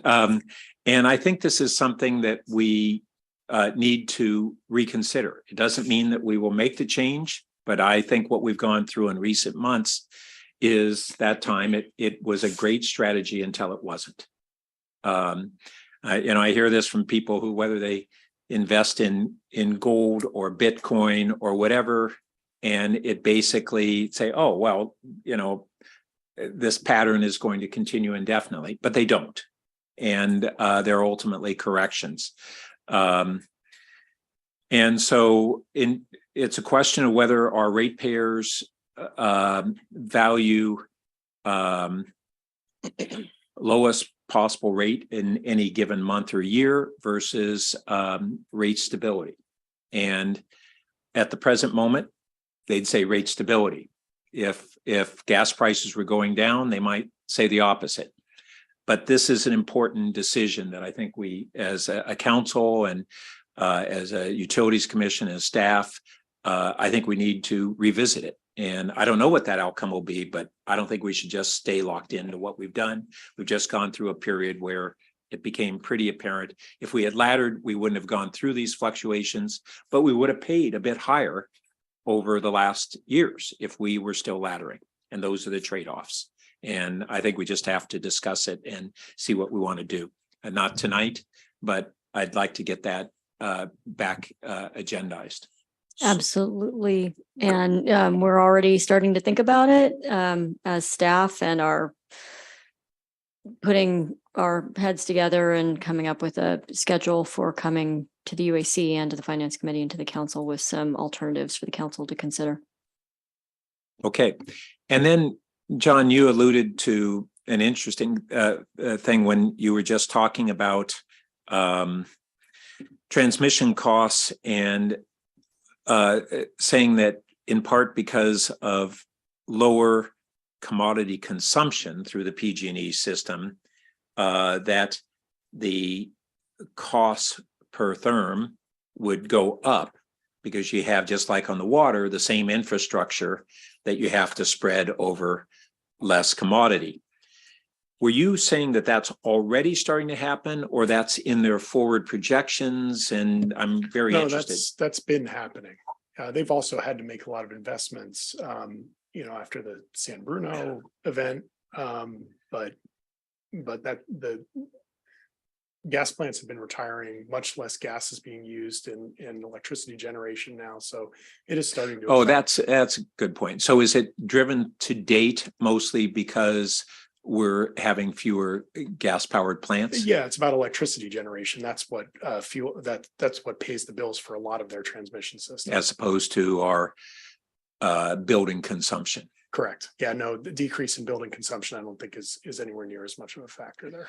Although I don't know if they're providing any projections on how that will pan out. So I think that the CPUCs recognize the need for long-term planning for the gas utilities around electrification, and they've started proceedings on that. I'm not able to follow those as closely as I'd like, but they are making those plans. So my last question and issue, I think, for us is that I hadn't appreciated that there on the measure L, the gas transfer, there's essentially a 2-year lag between a year in which we generate that revenue and the general fund transfer. So first, can staff explain why that lag occurs? I had assumed it was a more immediate transfer.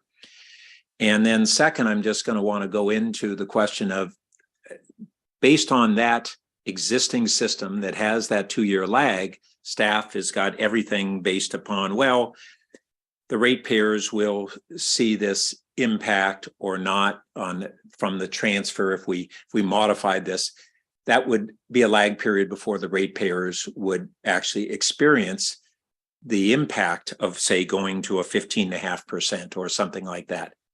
But in reality, we as a council and as the ratepayers, they're saying, well, wait a minute, we've got this year a spike and you're transferring funds this year. Why am I not seeing that mitigation this year? And I want to understand what would be the implications if we say, well, we want to have the reduced transfer begin to happen sooner than what has been our historic practice of calculating it based on 2 years lagging. And is there some way to reconcile what we would like to be doing with what has been this established practice of this lag period? So what drives the lag and is it malleable? So the lag is new and it was built into Measure L to ease the administration. Right, and to make it more predictable. It also, it not only makes it more predictable, it also makes it more controllable. If you have a real-time transfer, then as prices were spiking in FY23, that windfall that you see in FY25 would have been happening in real time with no opportunity for the council to make choices. A 1-year lag is complicated to administer, and I think has a similar issue because right now, for example, we don't know what the gross gas utility revenues will be for FY23. So if we use FY23 to set FY24 and prices spike in the last few months of the year, which they can do, then we're going to have to come back mid-year with a correction. It makes it a little bit administratively more complicated. So we didn't like the 1 year because it kind of had the worst of both worlds. So those are the trade-offs that we weighed. So if we're struggling with, we wanted to reduce the impact on our ratepayers that have gone through a big spike in gas costs. And we were, I think as a council, thinking that we could do that in some way this year. We in theory, I would think, could say, all right, we may not know exactly what our transfer is going to be because we have to, at a minimum, we have to see the end of the year gross from the gas commodity. But we could make a decision to modify that transfer more immediately under an anticipation of future revenue. Is that correct? Is this under a scenario where when we're using if one were using a 1 year lag, or is this under the 2 year lag scenario? I don't know if we can exactly frame it that way. It's Okay. really anticipating that we're going to have a windfall, and we want the if we're going to avoid, without action, we would have a windfall. And if we wanted to take action sooner to mitigate the costs on our ratepayers in the present, could we do that, and how would we do that? I think that's what this discussion is about, is how much are you, what percent are you going to recommend to the council to transfer for FY 2024? If what you're asking is about FY 25 and 26, I think that what we're trying to do is set the transfer year by year, and so you'd have that opportunity when setting the budget next year and setting the rates next year. Yeah, good, because I kind of had as a penciled in of, let's not attempt to figure out what we're going to transfer in 26. Mm-hmm. And then it's a question of, do we go even lower we're showing in 25 a projected 11% transfer. What if we did 11% this year? What would be the impact of that? We'd have to calculate that. And I think Kylie's what she offered earlier in terms of our preliminary FY 24 budget projection, it helps inform that we're not projecting a surplus. We're projecting at this point in time a modest deficit for FY 24. We haven't seen those numbers yet, but that was helpful, what you just offered there. Or that was in the long term, long range. Okay. Those figures I quoted were what were presented to the full council as the ongoing impacts of the mid-year budget. Got it. In February. So those are public figures. Got it. So 11% in FY 24 is about $5.5 million which is about 1.7 or $1.8 million less than the FY 2022 transfer. Thank you. And Julie, were you? Yeah. Sorry. Thank you. Of course. I think I have 4 questions. Help me understand. This is drilling down a tiny bit more into the question I started out with. So on the gas utility side, if we only pass through 15.5% to the general fund, where does the extra 2.5 in savings go? And at some point, if we underutilize those monies, they are increasing and increasing and increasing, are going to hit some kind of maximum in the gas reserve fund somewhere, or is there not that concern? They're just not collected. We just don't collect that money. I see. And I see. I get it. Yeah. I got it. Okay. Yep. In the last presentation 2 weeks ago, we said that we showed on a chart, I think, that our rates had spiked, but for some reason PG&E's hadn't. Do we have any more visibility into why PG&E didn't seem to have the impact we did? Not yet. I just heard that. So FERC, the Federal Electric Regulatory Commission, I think, is only considering starting an investigation right now. The California Public Utilities Commission officially started their investigation. They're anticipating it's going to take 3 years. These investigations of these situations tend to take tend to take a long time. The last issues from the energy crisis in 2001, I think, were sorted out in 2014 or 2015, from what I remember. Okay.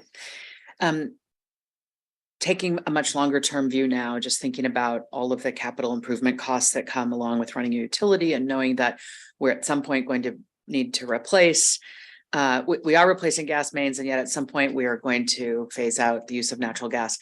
Can you say more about something that was on the packet page 12, the efficient phasing plan for electrification and the scaling back of the gas infrastructure? It was stated as like, yes, this is an enormous thing and we are working on it. And I'm just Yes. wondering if you could give us a sense even of how you're going about that analysis of phasing something out, but still the obligation to make it work for those who are using it. Sure. So some of it depends on, so let me just start by saying what study we're going to do and what time it's going to take. So we're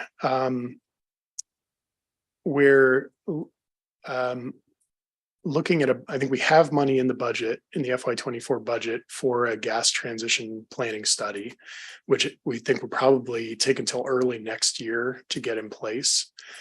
And that will be a fairly detailed study, because there are some technical limitations on which gas mains you can pull out, what order different gas mains need to be pulled out in. And so this will definitely address that. There's also a financial dimension to this. How do you avoid rates skyrocketing? Right. And that's really Yes. so we did a preliminary analysis on that a couple of years back that I can forward to you.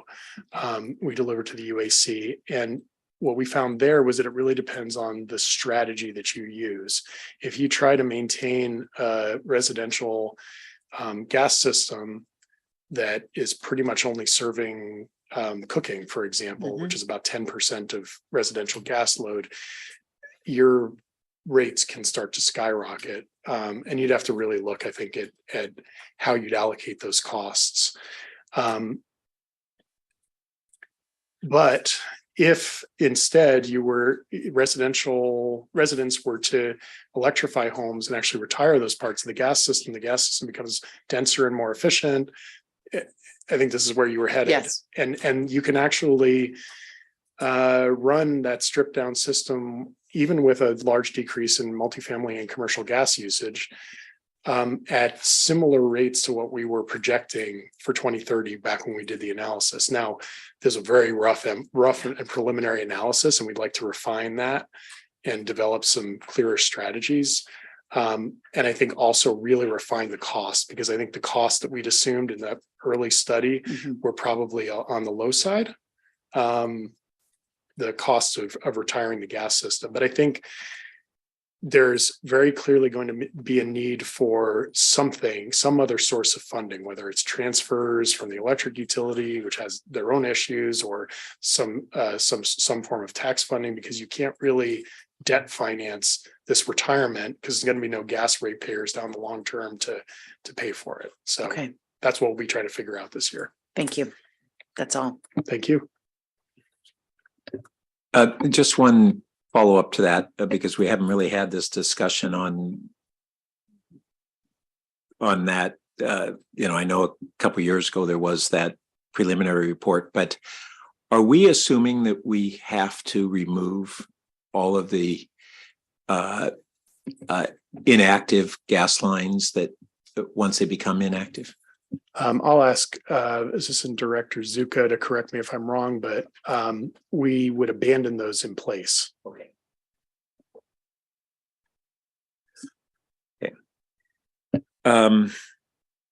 Where did you have anything else? No, my question. Okay.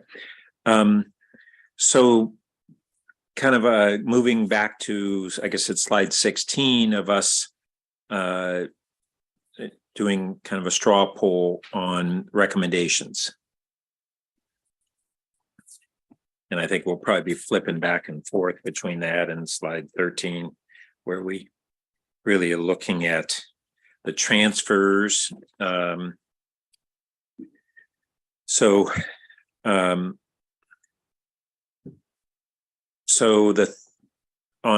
slide 16, maybe we can pull that one back up. The third bullet has to do with how much transfer we do in FY23. And then the fourth bullet is the transfer for FY24. So FY23 is the transfer based upon the FY21 fiscal year. So is that 2-year lag? And yeah.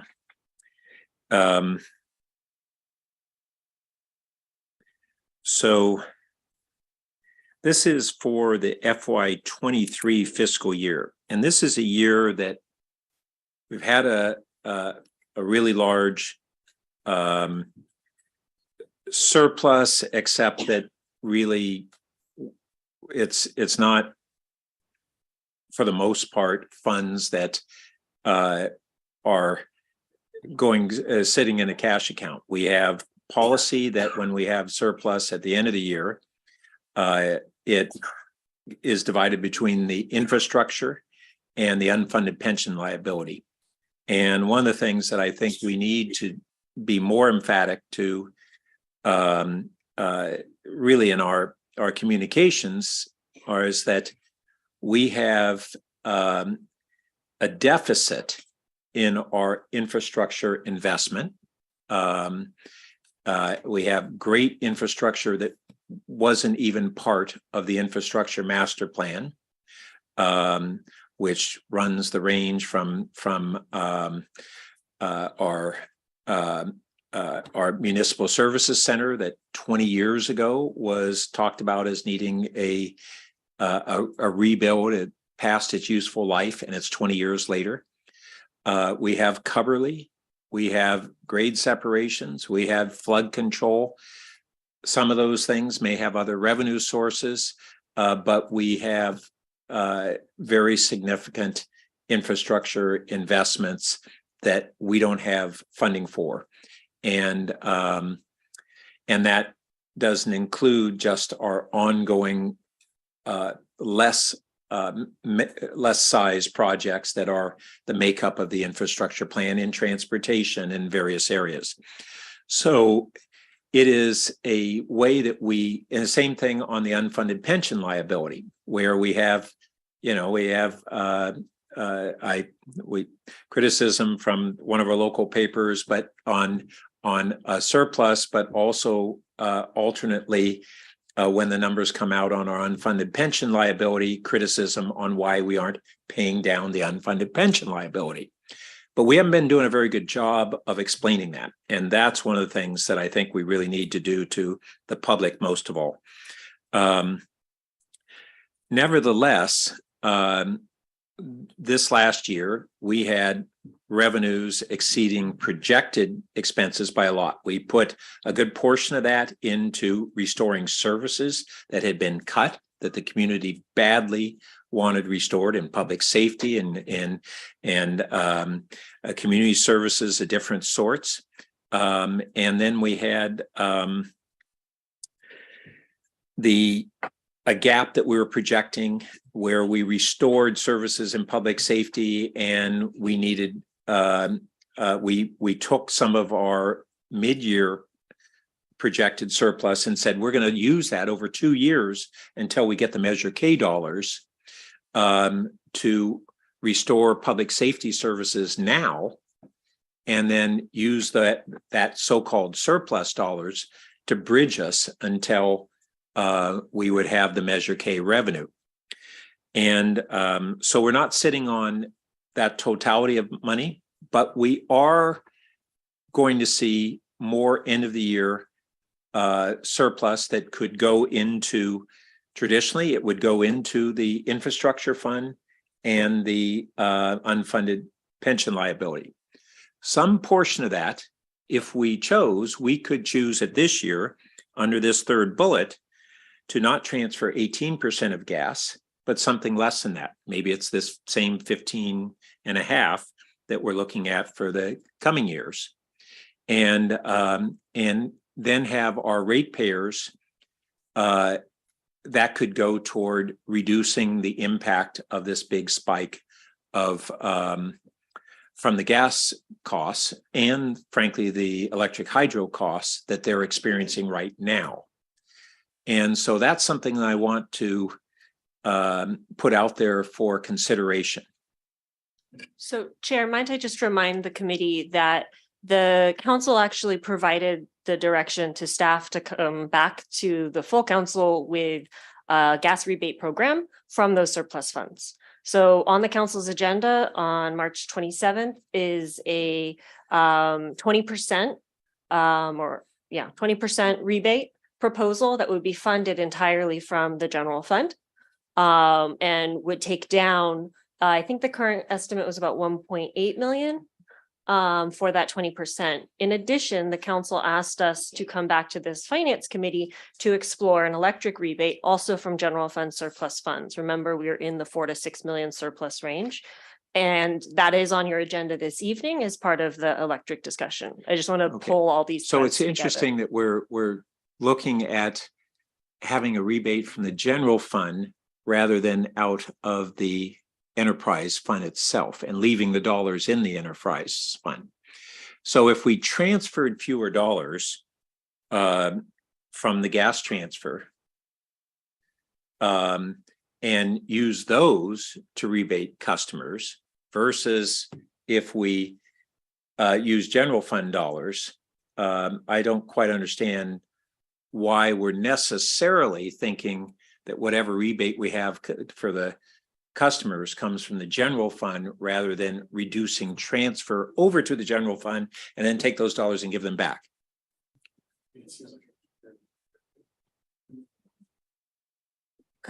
I think I will say, if you do it that way, then the funds that are being provided back to the customers would be ratepayer funds. And with that comes certain restrictions. I don't know what it would do. I haven't thought through what it would do in terms of how we calculated the rebates.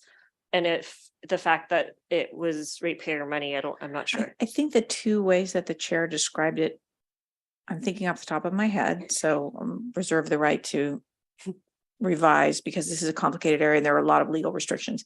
I think the way you characterize it both ways are options. What is not an option is to directly use the enterprise funds to do rebates that don't stretch across all of the rate classes, right? Because that changes the balance of the costs in ways that are not aligned with our studies. So could you go ahead and make what has been authorized by the voters as a general fund transfer through Measure L, and then use those funds to fund rebates? I think that could be done lawfully. Maybe it's messaging a little confusing, but I think what's being proposed is just to do it as a general fund matter. The rebates, and then make your Measure L gas general fund transfer at whatever level you feel is appropriate as a policy matter. An important distinction of that Attorney Stump just noted is the restrictions associated with rate funds and all ratepayers. And remember, the direction from the council was to only look at rebate programs for residential customers. So we have the latitude to target those rebates when we're doing it with general fund dollars, and we don't have such latitude if we're doing it with enterprise fund, gas fund dollars. Correct. Okay. Well, I think we do if we would include the whole entire class in the gas. Right, but we wouldn't be able to do it in Split the it. way that the council was focusing on residential. Exactly. Got it. Okay, thank you. So in a way that addresses bullet numbers, well, now actually we have them under A, B, and C. That's better yet. Under C, and then we are looking at what we tentatively think we would like to propose under D, which is based upon slide number 13 options, right? That's right. Colleagues, what are your thoughts?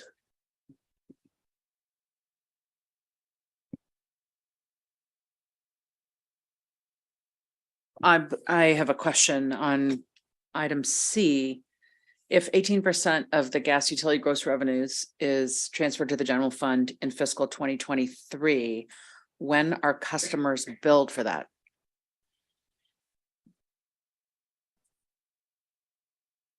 Yeah, it would be built into their rates and the transfer is done behind the scenes. So they're not billed directly for the transfer. But the amount that we build into the rates to collect to transfer to the general fund would be different. 21.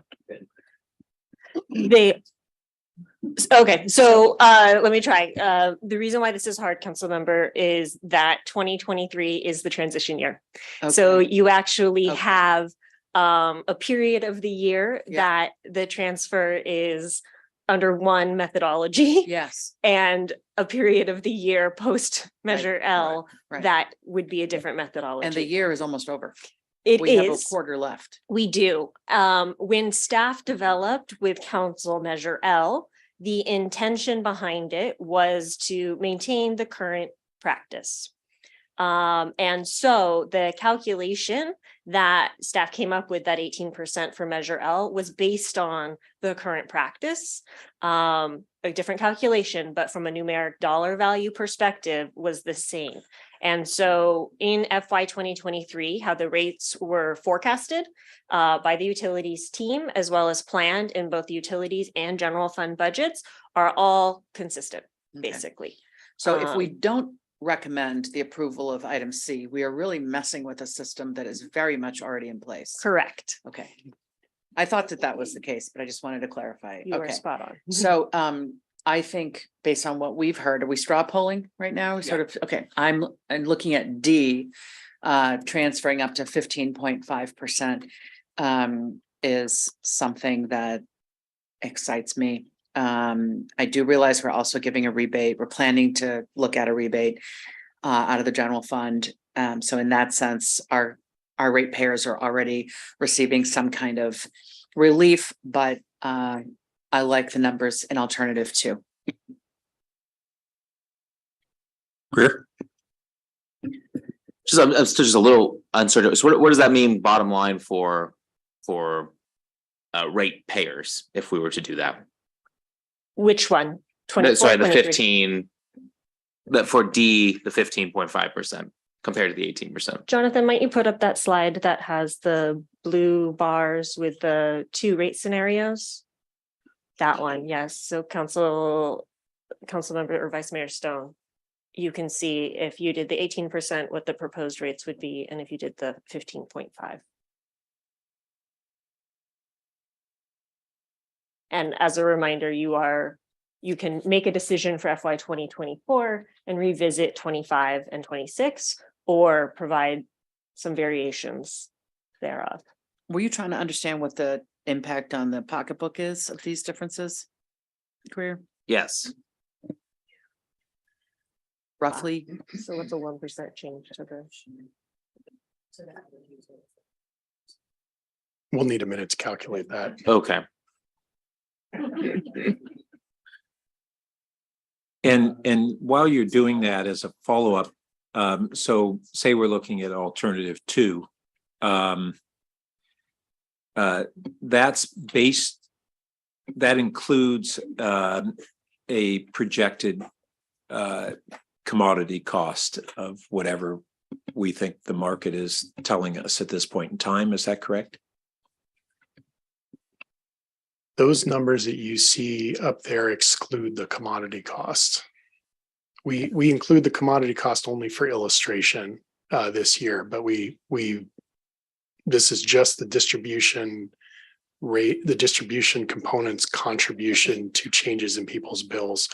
Supply will also make changes, so their actual bill change will be different from what you see. So up we there. may want to look at labeling this to emphasize that it's distribution-based costs. Yeah, point taken. Thank you.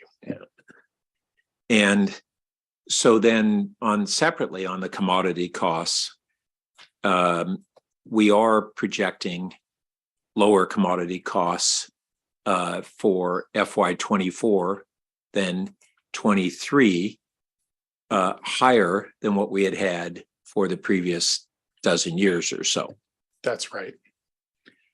And then that's where you we go back to what was in the staff report, which I think is part of what Vice Mayor Stone is focused on, is what would be that impact on the ratepayer. And with that decline in the estimated commodity costs for FY24 over 23, you combine alternative 2 plus that, and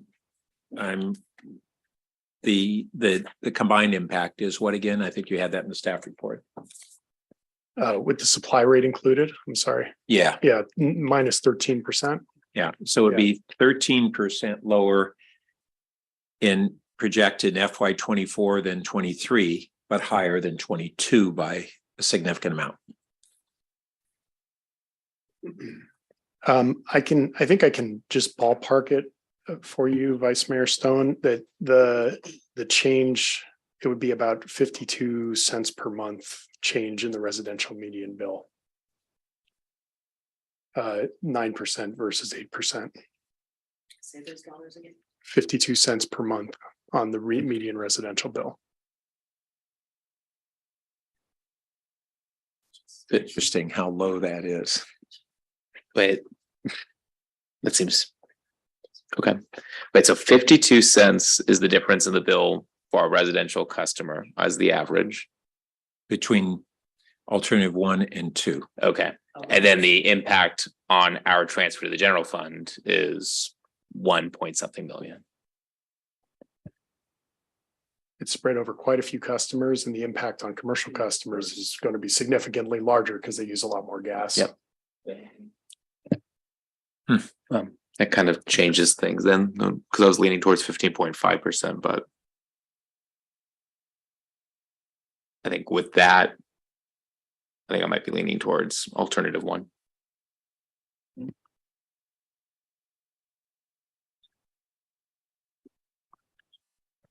And I will say it's cumulative. So the 52 cents per month, the additional 3% in the following year. I mean, obviously you're not making the decision for future years, but it does compound. So when you add the additional 3%, then, you know, it starts becoming somewhere in the ballpark of $1, $1.50, $2 per month, and it starts to add up. But, you know, these are relatively small amounts we're talking about still. What is the additional 3%? So looking at this slide in FY24, the difference is 1%. In FY25, the difference between 18% and the lower amount is another 3% rate increase on top of the additional 1% from the previous year. So, and then the following year, it's another 3%. So cumulatively, that ends up being 7 or 8% rates that are 7 or 8% higher than under alternative 2. So it builds on itself over time. Dean, were you wanting to add something?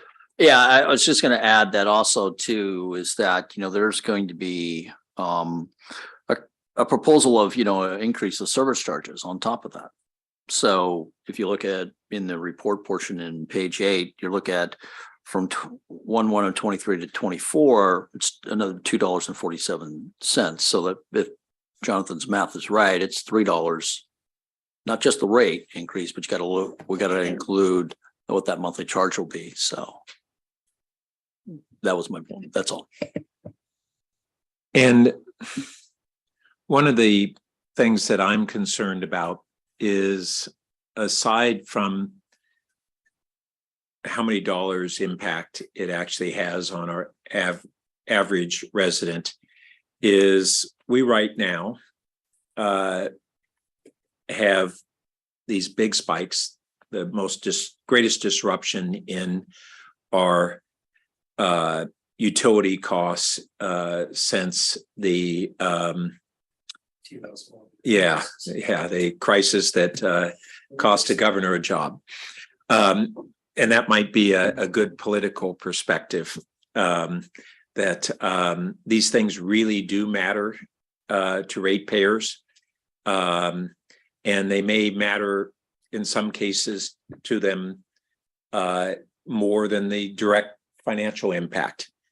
But one of the things that I raised in our last meeting is that we're looking for our residents to support a really important transformation going forward in our whole climate plan and electrification. And if they believe that we're indifferent toward the impacts on them, we're going to undermine their support for that movement in the coming years. And that sways me to a great degree on wanting to demonstrate both in real dollars through the general fund rebate and through doing whatever we can during this fallout from this big disruption that really was beyond our control, but they're not looking to blame Putin for this. They're looking to blame us for this. We have to recognize that, because their support for not only what we want to do in what we think is necessary and critical to do in our electrification transformation, but their whole support and faith in us as local government for the breadth of things that we want to do is impacted by whether they think we are concerned with the impacts on them from this big spike. And it has a much broader implications than the cost of a Starbucks per month. And I will add to that, which I very much agree with, that in addition to those things, the disruptive big spike, they've also read about the budget surplus, and they've also read about the lawsuit settlement. And so for somebody who's only sort of paying a cursory level of attention to the city's dollars, it looks as if we're $60 million in the black, in a surplus, and we're charging them more than we air quotes need to on their gas utility rates. It just is hard to narrate to. That's right. So I think we need to think about this in strategically in terms of what we're going to do to mitigate this big spike that our ratepayers have gone through, and connected with that, their concern that we're looking out for their interests. And do we demonstrate that as much as we can? So that's what sways me toward alternative 2. Greer? Yeah, I think that's reasonable. I'm concerned just down the line when we get into budget and we start looking at things, if this conservative projection is accurate, and we get to that point and we are with a gap of $1 million plus that these couple of dollars could have helped fill, and we're having to make some very difficult service cuts and decisions. I think I would then look back on this decision and go, ugh, couple of dollars more to be able to prevent some of these massive service cuts. I wouldn't want to have to make that decision call at that point. So that's my concern.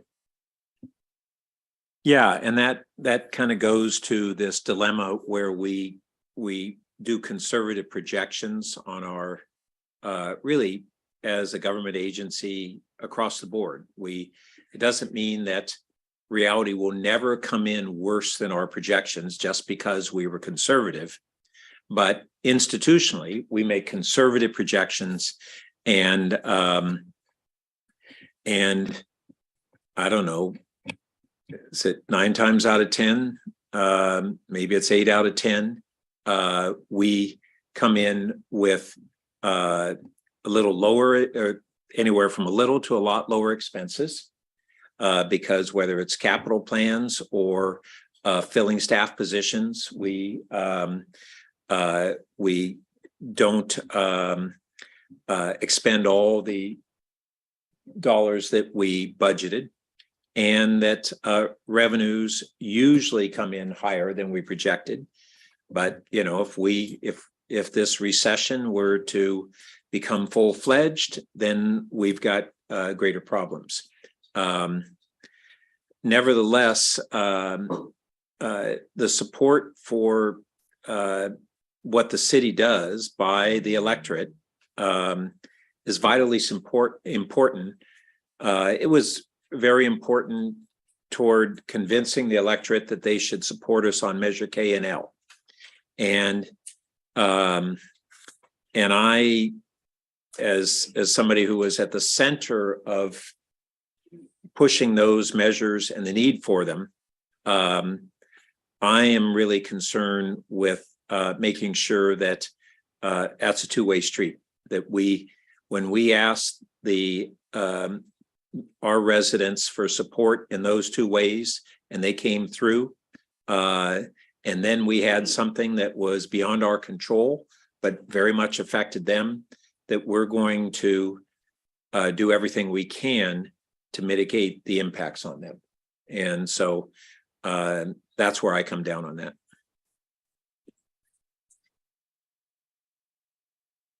I just want to acknowledge the vice mayor's projecting a concern that we may regret this. And I find myself wondering, will we regret that we went with alternative 2 to recoup fewer dollars for gas, or that we gave a rebate for the gas spike, which is projected to be 1.8 million. You know, we're trying our best, I think, right now in this climate to do what's right for the present with an eye toward the future, learning lessons from the past. And we will never have all the information we need.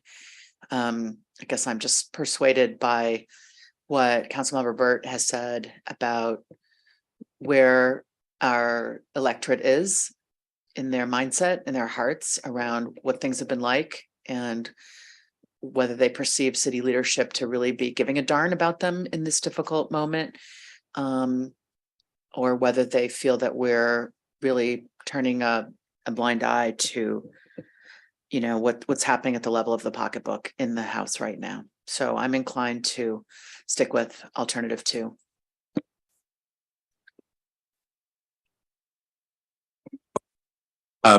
So we don't need to have our binding decision at this time, although we're one category away from revisiting how we look at these in a package. So why don't we go ahead and park that for the moment and go ahead and go on to the electric. Chair Burt, did you want to ask for public comments for the gas item? Yes, sorry again. Feel free to remind me after the staff report and before we do our discussion too. Okay, we do have one raised hand from John Kelly. One moment, please.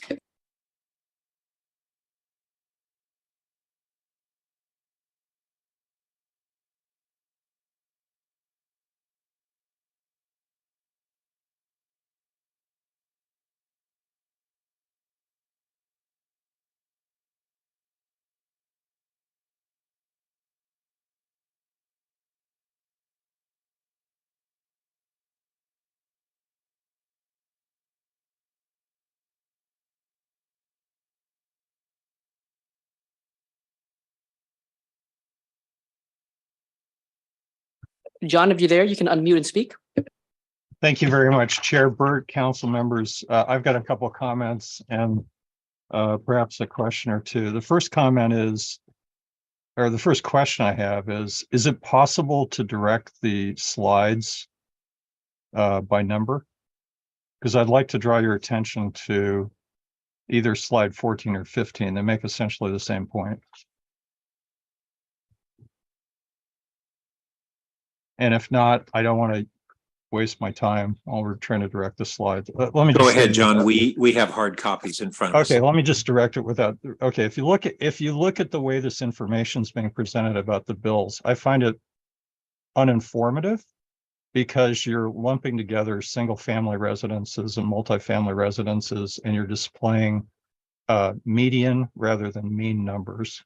So I would strongly encourage you, when you're talking about people's bills, if you want to have meaningful comparisons and provide the public with information by which they can sort of evaluate their own usage and their own bills with relevant data, you need to separate out the single family residences from the multifamily. And I think it'd be preferable to show the mean numbers rather than the median, because I think the median tend to understate the actual bills.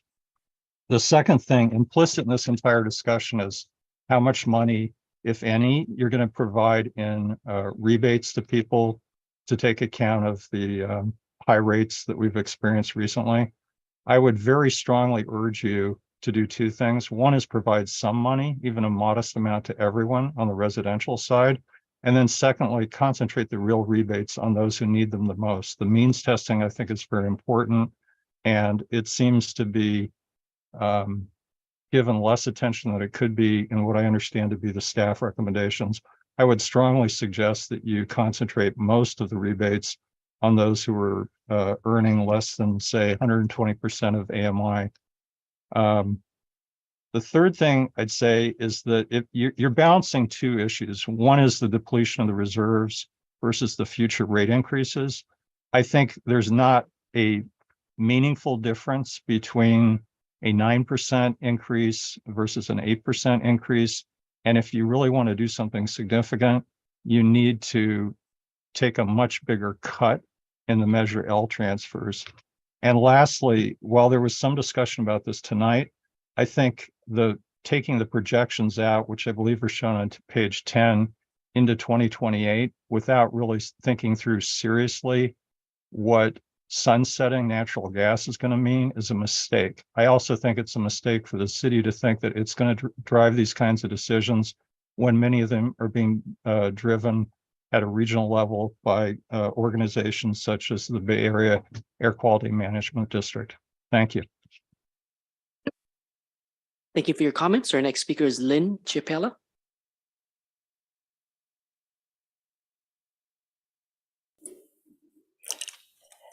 I just want to give a little perspective from, I live in South Palo Alto, single family, R1 residence, and my bill was astonishingly high, and that's by keeping my house very cold. And I do know one of my neighbors has not had any heat but a little tiny space heater in her bedroom, or just one room of the house that she can close off.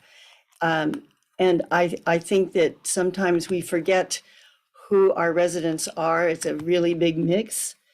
The second thing is, I think there's a perception that we use our enterprises. I don't like to do the word gouge, but it feels like sometimes we're concerned about getting more and more money for our general fund. And a lot of people wonder about, you have a project of $1 million for dinosaurs, and you want to build a big gym and all of the things you want to do. And yet I think some of us feel like, and so you raise all our rates so you can get the money for your special things that people want. And our projections on the income from some of these projects, such as the Junior Museum, are not accurate. And we're doing it again with the dinosaurs, which means we need to be raising rates in order to get more money for our general fund to do more projects that some people wonder are of great benefit to the residents.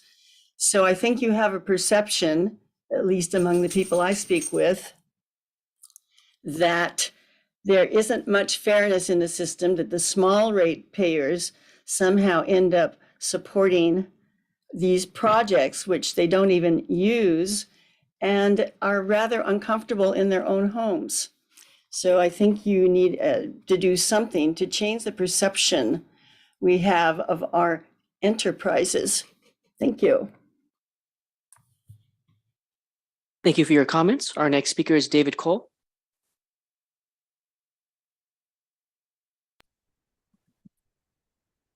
Hello, actually, I wanted to address item number 4, so I'll wait for that. But I do agree with John Kelly's comments about not looking at the end of gas and projecting out so far without taking that into account. Thank you. I'll address items on number 4.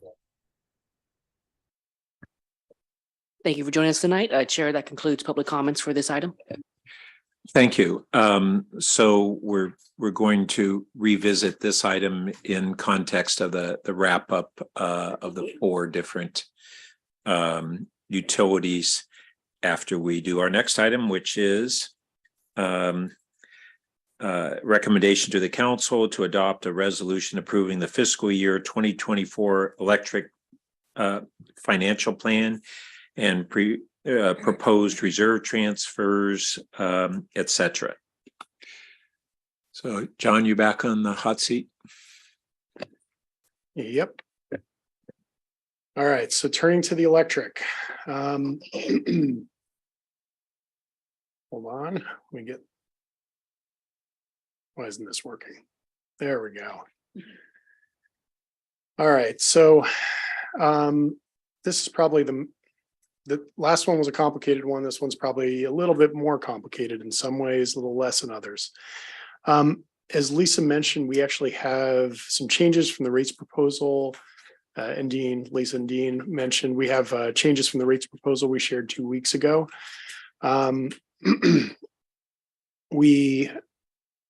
Since we talked to you a couple of weeks ago, we learned that we were expected to receive a 24 million payment from the Bureau of Reclamation for overcharges related to power purchased from the Central Valley project. So we've revised our rate proposal.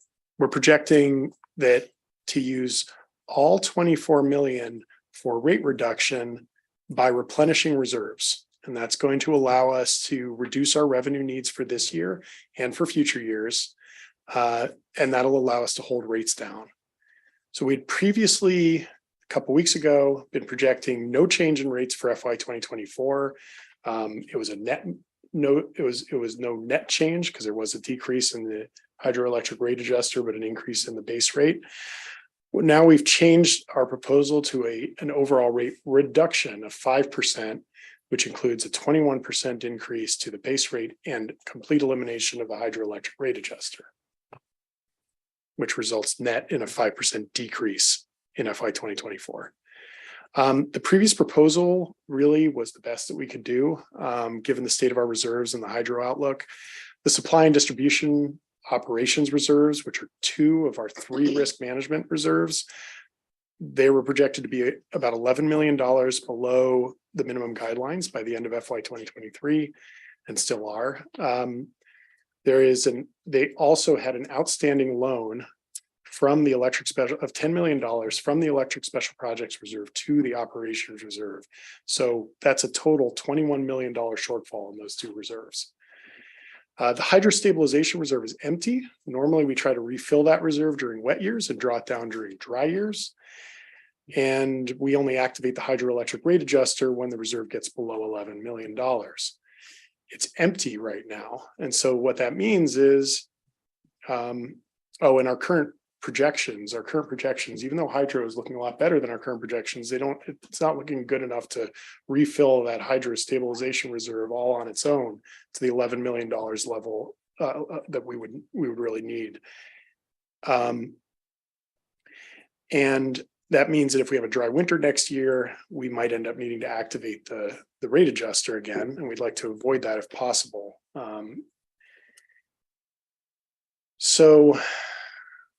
Sorry, hold on a moment. So that's where the $24 million settlement comes in. With that settlement, we can repay the loan to the electric special projects reserve. We can restore the operations reserve most of the way to minimum levels, and we can restore $8 million to the hydroelectric stabilization reserve. We think, so that's nearly the level that we need to be able to avoid activating the hydro rate adjuster if we have a dry year next year. And I think we're confident enough that the cost savings from slightly above average hydro generation this summer will get us the rest of the way to the $11 million we need. So we can do all those things, and we can give a 5% overall rate reduction, and that's how we use the $24 million to achieve those rate reduction goals.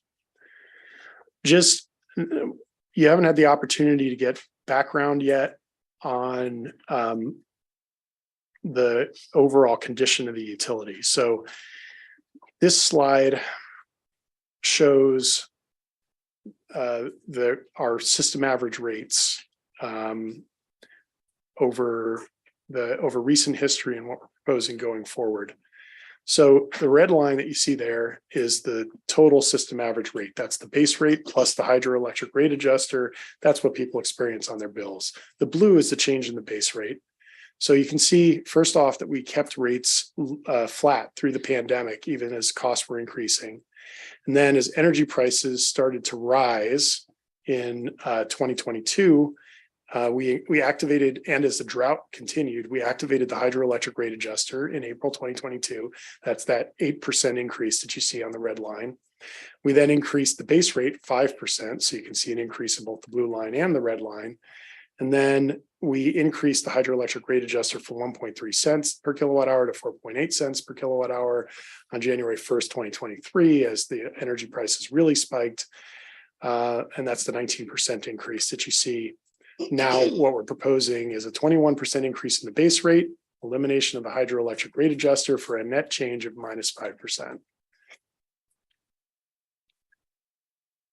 Now, there are several major drivers of this year's rate increases, but the first and most important is that our costs are well below our revenues are well below our costs. So the chart in the upper right shows our revenues. So that's the blue line, and you can see our costs, which is the red bar, and the red bars are significantly higher than the blue line starting in FY 2021. Even as we activated the hydroelectric rate adjuster in FY 2022 and 23. So this gap, this deficit really ate into our reserves, and it left our operations reserves projected to be as low as they're projected to be at the end of FY 23. And significantly worse off than our FY 23 financial plan, as you can see in the bottom right. The proposed rate changes would increase revenues, but still not sufficiently to recover all costs. So operations reserves would be projected to still be below minimum and not recover minimum levels until FY 26. But I think with the hydroelectric stabilization reserve replenished and the electric special projects reserve replenished, it's likely a manageable risk, and reserves would still exceed the risk assessment levels. Here we see one of the major drivers of our long-term cost increases. Over the last few years, we've had multiple years of drought. And if you look at the chart in the upper right-hand corner, our actual hydroelectric generation has been, for the last decade, really, it's been below long-term averages. In the bottom right, you can see how we're decreasing our projections of long-term average hydro from the historical average that's shown by the dotted blue line to a lower level. And that's the level that we're going to adopt in the FY 24 financial forecasting going forward, which is more in line of the levels we've seen over the last decade. And that change, in addition to replenishing the hydro stabilization reserve, is expected to greatly decrease the chance of activating the adjuster in the future. Doesn't eliminate it, but decreases the chance. And we're also looking at returning to you later this year with we're working on some changes to how that rate adjuster is managed as well. This, at this point, unfortunately, with all these rains that we experienced over the last couple of days, is a little bit out of date, but the main point I wanted to make here is that most of the rainfall this year has really been falling in the southern Sierras, where the Hetch Hetchy Reservoir, which supplies our water, and about a third of our hydropower comes from. We have a facility up in Calaveras County that delivers about a third of our hydropower, but most of our hydropower comes from Northern California, and that's what the chart you're seeing here is. And a lot less rain has fallen. While the southern Sierras are well above average precipitation, when I put this chart up, the precipitation for the year so far was at 51 inches in the northern Sierras. Average for a typical water year is 53 inches. At this point, with these recent rains, they have fallen a little bit more in the northern Sierra, so we're at about 56 inches, a little bit above average. And so, I think we're more and more confident as more rain falls that we're going to get above average hydro, but it is not a banner year that we've seen. Can I ask for a clarification there, because I really do track those precipitations carefully. You said Northern Sierra, but I think the numbers you're just referred to are in in the Shasta Trinity area versus actual Northern Sierra. So Orville and all of that Northern Sierra is not as high of a precipitation as the Southern or Central, but it's been very abnormally high. But until recently, that whole Shasta area and Trinity feed, that's what was not ahead of normal until just recently. So can you bifurcate that that characterization between true normal Northern Sierra? And I'm unclear. I've been really interested in this. What portion of our hydro comes from Northern Sierra versus essentially Southern Cascades? Yeah,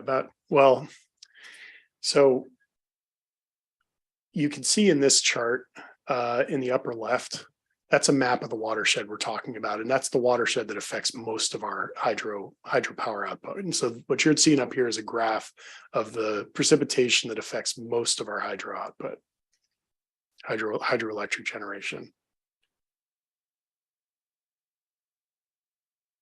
So as far as distinctions between the Sierras and the Cascades, that's probably a little bit more detail than I think I'm able to go into. I'd have to get back to you on that one.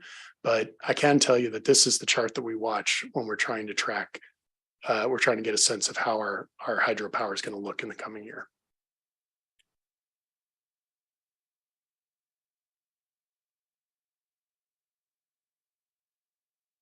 Does that help? Yeah, thanks. Okay, great. But like I said, even in the last few days, things have improved, and hydroelectric is you know, it's an uncertain resource. The other driver here is higher electricity prices. So we do, especially in low hydroelectric years, end up exposed to the market.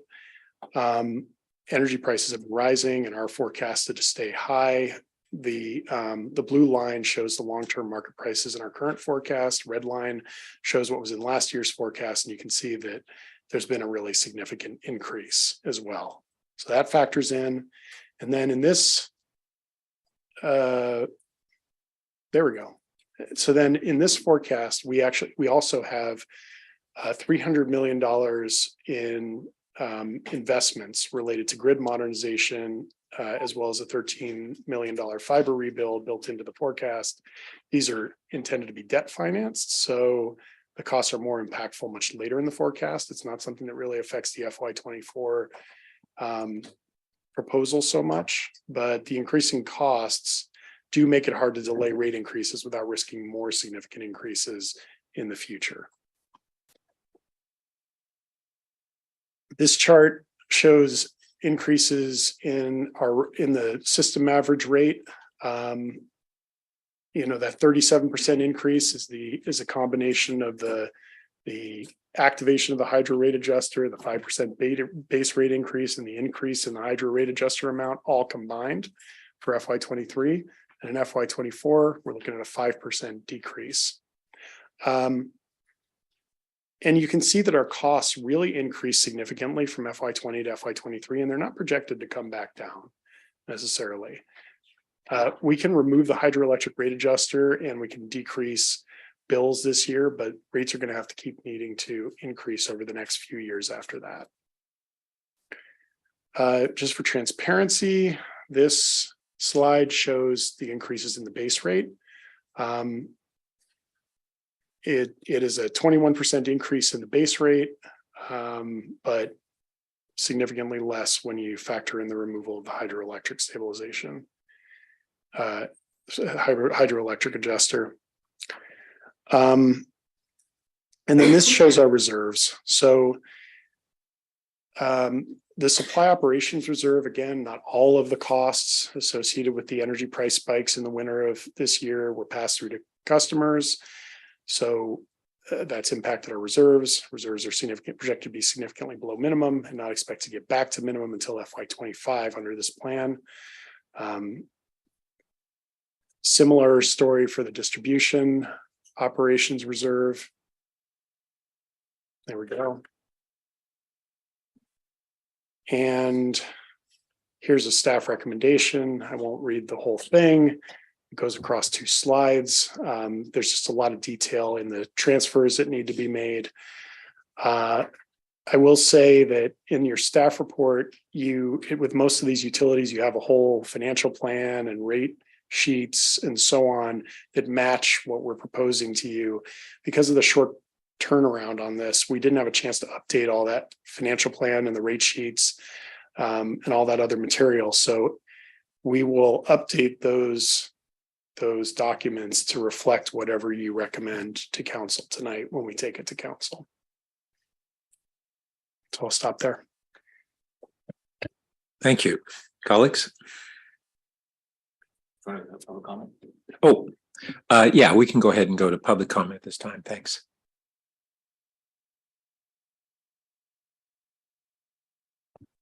Okay, we do have one raised hand from Andy. I'm sorry, make that 2.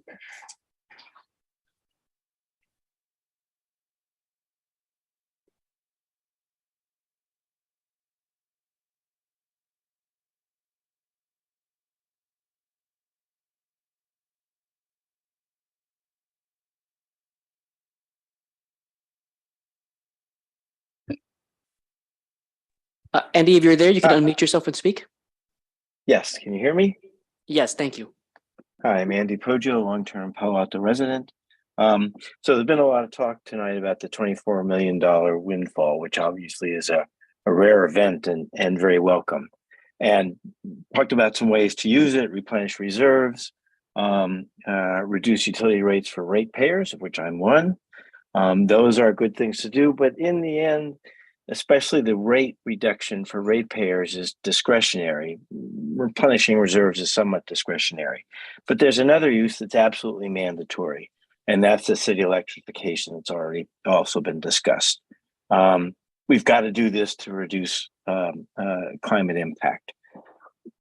We know things are coming that are going to substantially increase the load. The heat pump furnaces, e-cars are already here. They're not just coming, they're already here.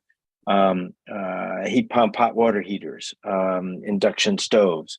These things are going to tax the grid. We know that. We've heard some numbers, maybe 30%, maybe 40%, but substantial, not something trivial, and not discretionary. This is mandatory. So we've got to upgrade the grid. Sooner is better, so that we can accommodate these changes that we'd like to see made. It'd be better to use our unexpected and rare windfall primarily for this purpose and avoid having to do debt financing with increased interest costs to upgrade the grid at some future time. So as a ratepayer, I would much prefer to move ahead with electrification sooner and pay the higher rates. I think that's the right trade-off for the city. And so I highly recommend don't reduce the rates, put the money aside and use it for electrification and do it sooner rather than later. Thank you. Thank you for your comments. Our next speaker is David Cole.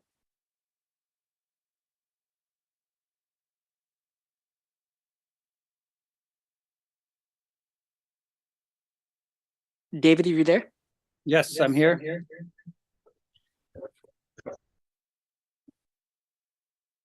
Okay, go ahead. You can speak.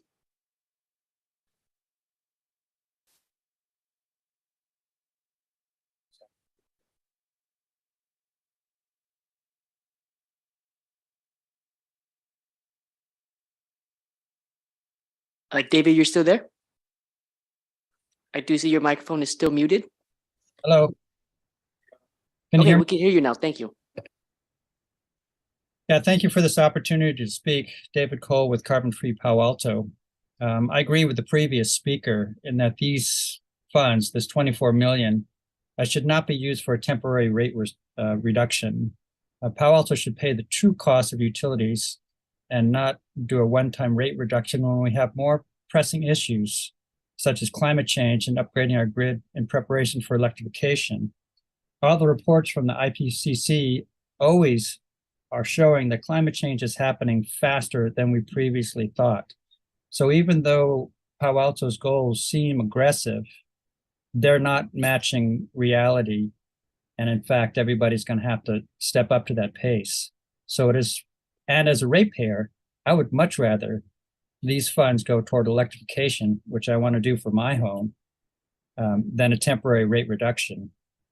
Perhaps leaving the hydro adjuster in place would help with the rates and the payback of the funds, but please use this windfall to address grid upgrade and electrification. Thank you so much. Thank you for your comments. Chair, that concludes public comments for this item. Great, thank you. Colleagues, would like to go first. Julie? You have anything? Okay. I do wonder if staff can just kind of follow up on those two suggestions by the speakers, as far as, is that a better, more prudent use of these funds? What are limitations on these funds? I imagine there must be. So if you could address those. I think the most important point is that the limiting factor on grid modernization is not money right now. We're going to have to debt service most of these costs over 30 years, no matter what. So the true cost of electricity going forward is reflected in this rate plan. It includes rate increases over the following years to pay for increasing amounts of debt service over over that period, and devoting $24 million to offset a small portion of those costs and avoid issuing debt for them is not going to make a significant difference in the rates long term. What it will do, though, if by holding our reserves as low as they have been, it will increase risks that we end up needing to have more sudden changes in rates going forward, as some of the major uncertainties in the Western electricity markets and the impacts of climate change on our hydroelectric resources end up becoming more acutely felt.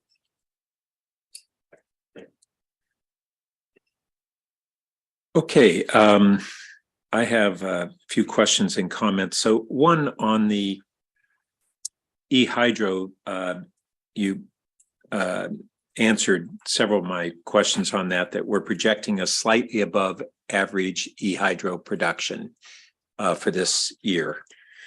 I would say that our projections are very uncertain right now. I think we can be confident that we're going to be getting slightly above average. We could see more rainfall than we expect in the next month or so.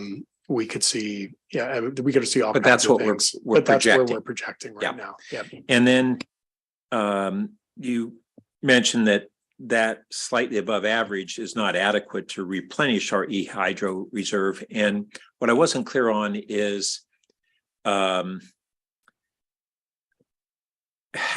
is that mechanism in normal times? So say we didn't have this lawsuit settlement, and say we were needing to use eHydro revenue to replenish eHydro reserve.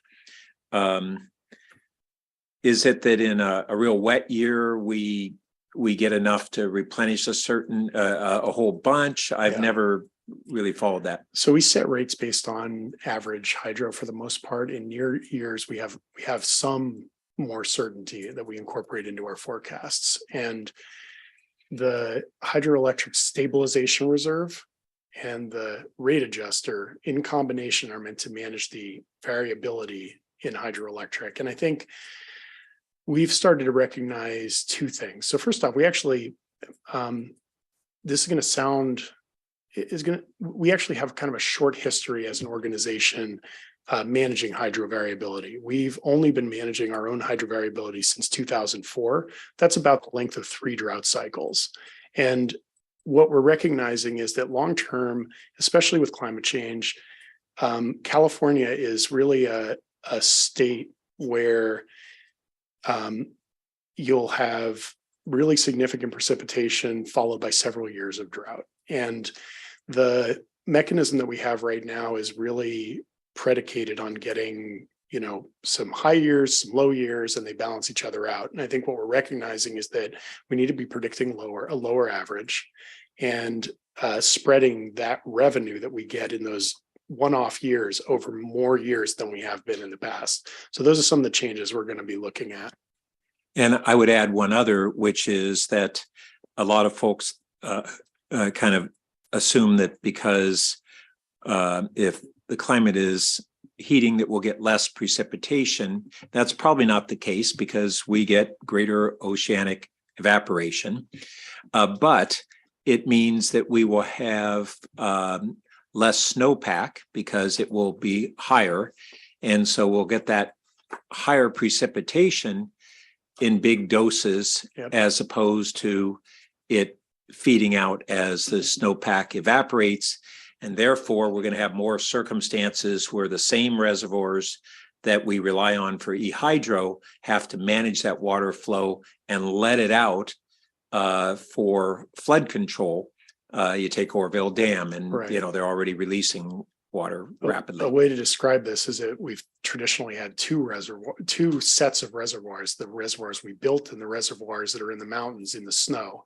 And we are able to stretch the water that we get in the winter much longer by holding the stuff that falls as rain in the reservoirs and letting it out slowly. And then the snow starts to melt, and we start getting that later in the summer. We're able to hold some of that in the reservoirs, and we have sort of a double reservoir there. But if the snow starts to melt earlier, less of the rain falls in snow, then we halves our storage capacity, which ends up significantly decreasing our hydro generation. There are also environmental issues as well, because when you have fewer and fewer of these cold flows, then you have to keep more water flowing to help fish, and that can reduce the amount that's available for hydroelectric. And then all that also gets piled into some a few short months. So the prices get depressed during that time. So surpluses are worth more. So all those things need to be factored in when we're developing our management plans going into the future. Thanks. And you made the point too, but I think it's important that we drive it home that our electric costs this last winter were not only because we were producing less hydroelectric power, but having to pay the same fixed costs, basically, producing a lot less, but also because everybody was producing less hydropower. They were having to turn on gas plants. And that was one of the contributing factors to why gas went up so much. The gas we use in our home, we were competing with needing to run more gas power plants for electricity. And that was kind of a vicious cycle, because then that drove up the gas that much more. So that all has been going on. And I think it's in these reports, but it goes back to part of what we need to explain to our residents in clear, simple language. And so as we bring this to the council, you have really two audiences, the council and informing them so they can make as good a decisions as possible, but the public as well. And the public's not going to read the 200 pages of reports that we hopefully do. And so I really encourage us to have some of this communication first, to give an easy to digest summary, even for the council members who aren't going through it in this depth, but also for the public as well. And so let's think about how to present this in a way that reiterates these things. And remember that explaining it once doesn't reach everybody. And so we've got to get these messages out there repeatedly before they become widely understood and as opposed to what might be kind of intuitive responses that the public has. And part of that messaging too is that we went through all of this, our impacts, but still on the electric, we are drastically below PG&E rates for residential. And that wasn't in this report. It's been in other reports. I ask for it to be every report we do, because that's a very important context. I was just at a state conference of local electeds, and they again were just shocked that we are 100% carbon neutral electricity and our residential rates have been 40% below PG&E. It blows their mind. They have no idea. And yet our ratepayers, who we talk about how they perceive the job that we are doing on protecting their interests, if they don't understand that and appreciate that, then they're going to undervalue what we're doing for them. And I think it's just central. And then there were places where we went back and forth, and this goes to the complexity of what's going on, and therefore a staff report that has to explain this complexity. But we have a combination of loans and transfers, and why we have different loans and different transfers. There are reasons, but maybe there needs to be kind of a summary that says, look, here's what we do. We have a number of buckets, and 1 year we may be a shortfall in one bucket, and we have a surplus in another, and we will transfer. Another year we might just loan it, and I don't quite follow why we loan it rather than transfer in that year, even after having read the reports. So giving explanations along those lines, I think, will be helpful. And then one of the things we didn't touch on is, when I look at, well, if this is page 5 of the staff report, but I'm trying to think of what slide it might be on. Oh, let's see. It is figure 1. So I think, is that slide 9? Oh, yeah, is that right? Yeah. So we have in there, maybe we can even call up slide 9, but we have a grid modernization debt and a debt service. So is the debt service that's listed there for debt that is separate from the new debt we're going to have for the grid modernization? yeah, we wanted to call that out separately. Good. Okay. I want to make sure I understood that correctly. Yep. Okay. Good. And I would say that that's important for all of us on the council to see what portion of our total expenses are going to be in this transformation of our local grid. And even though we may be able to further mitigate this, because with some of the other emerging technologies, that doubling of the local grid may not be fully necessary. Certainly significant increases will be, but there are ways that may be mitigated. There are really advanced studies at Stanford and elsewhere in the whole field that are espousing that there are going to be ways to mitigate that through a range of technologies and movements. I understand why we might want to be conservative on that at this point in time. But in any event, even with what I think might be the upper end of what we would have to invest, that's a small percentage of our total rates. And when we were talking around about numbers last year of what it would take to do that grid modernization for full electrification, it seemed like a huge number, but spread over time and with the debt service, it's not a deal breaker in any way. Yeah. This is very manageable. And I don't think the public widely understands that. And so I think that's another key point to get across, is that key, what is that, the mauve color here. That's a really important number there, or percentage of the total rates, that it's not huge. And I was very concerned myself that it would be a much bigger number. And I'm very encouraged to see that. Just, Yeah. I'll add in there that it's going to be probably a little bit bigger than is shown, as we're starting to get a sense of the timeline for the grid modernization studies. Probably some of these costs might even come a little bit sooner than we have modeled in here. I think our rule of thumb here is that it's about, the debt service costs are about a 10% increase in rates over a 10-year period. Okay. So, and that is, it's probably conservative in some ways and uncertain in others. And all utilities are going to go through that. PG&E is going to go that on their local service. So Yep. PG&E is not only our state where we have our transmission to our city boundary, but they're responsible for the local grid for all these other cities that don't have munis, and they're going through those same issues themselves.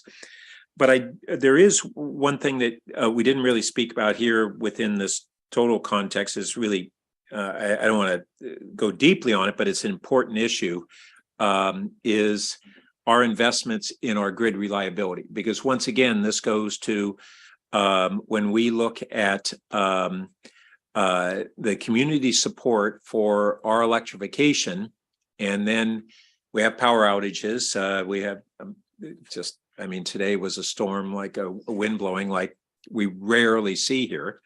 We can see that, surrounding communities have massive power outages in PG&E, but our ratepayers have high expectations, in part because we have historically had pretty low power outages. And so long-term residents kind of have this feel for what's normal, and they're not comparing themselves to Menlo Park or other areas. They're comparing it to their own past experience.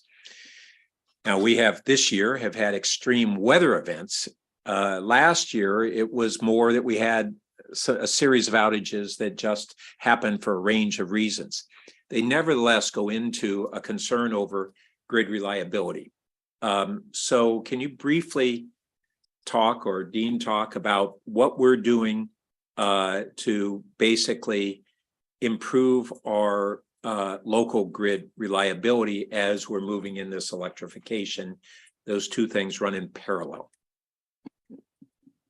Either of you, please. That's a great question. So I think that some of the things that we're looking at is that, we have to increase the primary size of our wires that we have in place. We have to replace some of the old connectors. We have to replace some of the old poles that are in place. We have to do a better job in the vegetation aspect of it. Customers, the residents are going to have to understand that, we are going to have to start trimming some trees that are up in the primary sections now, that we're going to have to figure a way to get them in a lower situation. Backyard easements, those poles are much shorter in that backyard easement. There is an easement line in those backyards. However, customers have, planted large trees in those areas. I think that we are looking at our secondary pieces, which is the lower voltage lines. We also are looking at, we need to do some upgrades in our substation. We also have to look at, one of the biggest things is like, we had a switch that went bad, and it took 3,000 customers out. So it relayed from the switch in the field all the way back to the substation. Well, that can't be. As we move into electrification and we're going to do this, we need to build protection around that. So maybe there is an outage, but maybe it's only 500 customers, or maybe it's only a couple of blocks. So we are going to have to put in more switches. We're going to have to put in more protection devices so that it'll shorten the smaller amount of wherever this outage is going to be located at. And we don't have this widespread.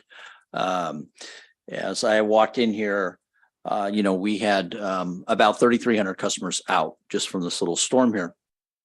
But when I walked in here, we were down to 1,810, but that's still 1,800 customers are out.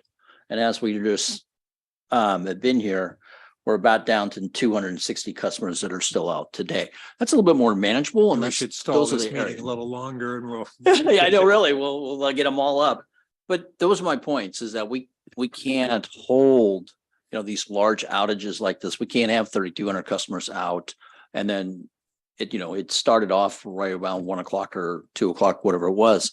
But, it's not going to be something. So anyway, those are the kind of things we got to harden the whole system, and we're never going to touch the whole entire system. Well, some of what I think I heard at the beginning of your comments there is that some of the same measures that we're going to do to expand electric capacity of new poles and transformers also will improve the reliability at the same time. And that's a good point. I hadn't been thinking of it that way.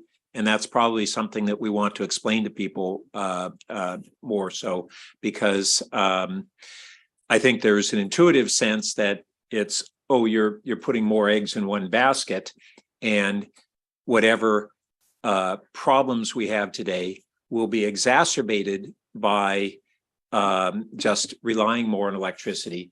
But actually, it's a paradox that the more that we move in that direction toward electrification, some of this very measures that we do to expand capacity are also modernizing and improving the reliability. Yeah. And, Go ahead. I was going to say, and on top of that, one of the things we knew we were going to have to do even before we embarked on this electrification and grid modernization effort was replace a whole bunch of aging infrastructure. A lot of this electric system is getting really old.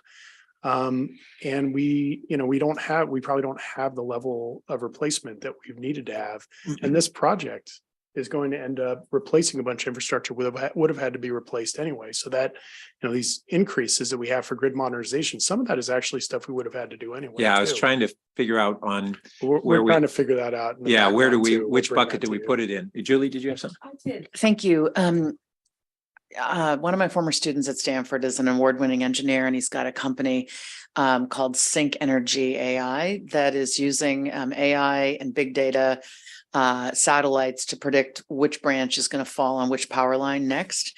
And he's working with the city of Memphis, and he's working with the city of Charlotte. They are based in the South. If anyone is interested in an introduction, I would be delighted to provide it. I did have another thought, but it has left my mind, so I'll come back with it later. Yeah, and that's really a good illustration of just this incredible wave of emerging technologies that what we're going to have in 2 years compared to even what we have now, and what we'll have in 5 years just continues to. We're in a period of not only great investment, but incredible advancements that we haven't seen how they all knit together in a new system. But I have a lot of optimism that we're going to see those things. I did remember my other thought. Yeah. Is it okay? To your point, actually, about people not necessarily getting that we are this 100% carbon neutral city and 40% cheaper than PG&E. It strikes me that as we in Palo Alto are solving these problems so expertly, I wonder if you are, in your free time, able to create some kind of a guide for those who are seeking to do similar things, but maybe don't have access to the same expertise that we do. Are we able to be the blueprint for others? I know we're looked to, but at a very technical level, if some city was to say, how did Palo Alto get there? Are we able to provide that kind of guidance and expertise, or is it simply another layer of work that we don't have the staff resources to provide? I think staff resources are definitely an issue there, but we maintain close connections with especially our public power partners. So we're able to share our insights with them through a lot of these informal connections.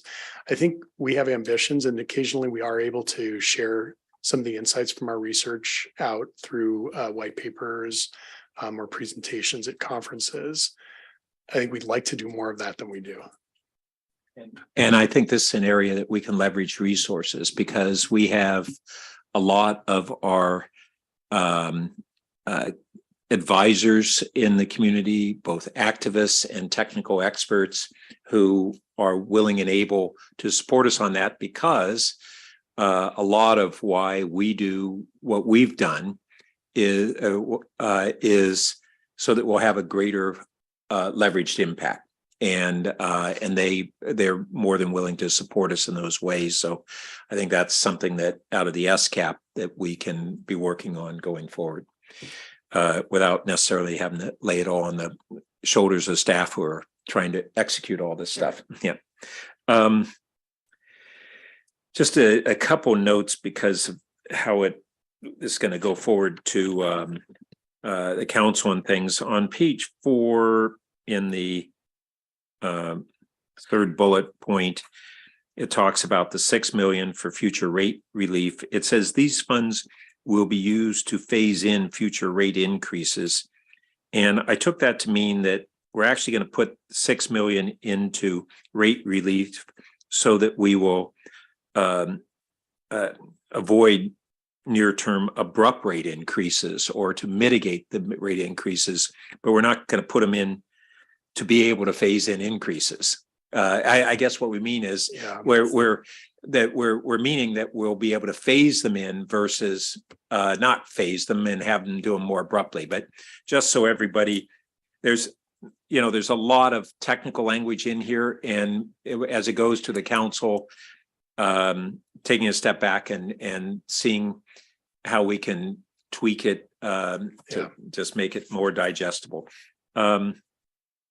I'll also just lastly make a point on, you had several times talked about we're facing some rate increases that we can't fully avoid right now, in large part because we held off across the board in rate increases during the COVID years. And I think we need, just like the PG&E rates, we need to re-emphasize that. We're all trying to predict the impact of COVID on the personal finances of residents. In the first year, we had a lot of more moderate income people who were service workers and others who weren't able to work, but we had an awful lot of our community who were in companies and technology that were thriving here, and the overall economy and the overall unemployment rate in 2021 and 2022 were actually exceptionally strong growth in our region. It didn't lift all boats equally. So what we really were doing was worrying most about those who were most impacted, and we had everybody got a break, including we got checks from the federal government that many of us didn't need, but there were people who did need them. So that's the dilemma we faced, and that's what we did. But I think we need to remind folks that those of us who were not negatively impacted financially in those periods, we were being charged less for our utilities than it was costing our city to provide them. And that's the bottom line. And that, human nature is that they're going to focus more on the increase when it has to happen rather than the benefit that they got. But we can help remind them of that, and it'll have some impact, hopefully. Okay. So then on this one, can we see the recommendation slide again? Staff, the final slide 13 and 14. So out of this, we basically, no, we haven't talked about the rebates yet. Yeah. Oh, okay. Two things, Chair.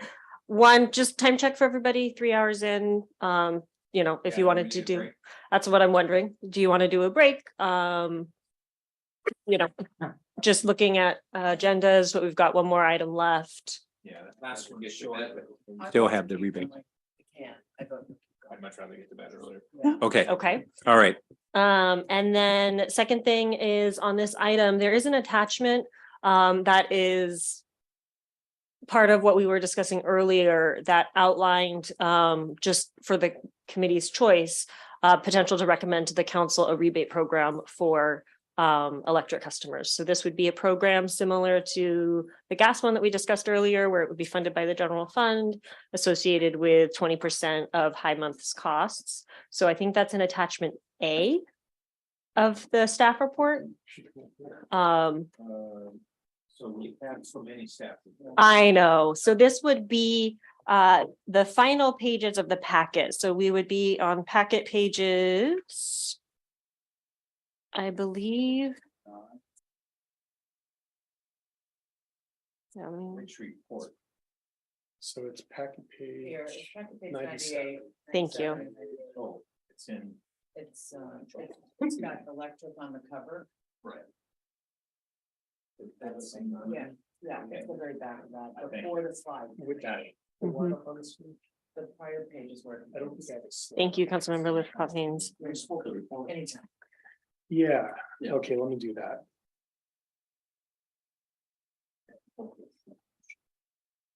Have we already agendized this? Yes. Yes. What's the date? Is that the? Oh, I'm sorry. For council, The gas rebate program has been agendized for council For when? March 27th. so next week. Yes. Okay, so we have to deal with this now. The no. electric is not. This was not in the Mike. motion. Please. No, go ahead. No, I'm just asking you to turn your mic on. Yeah, so the gas was recommended by the council. This was just to be pushed to the finance group to take a look at the electric.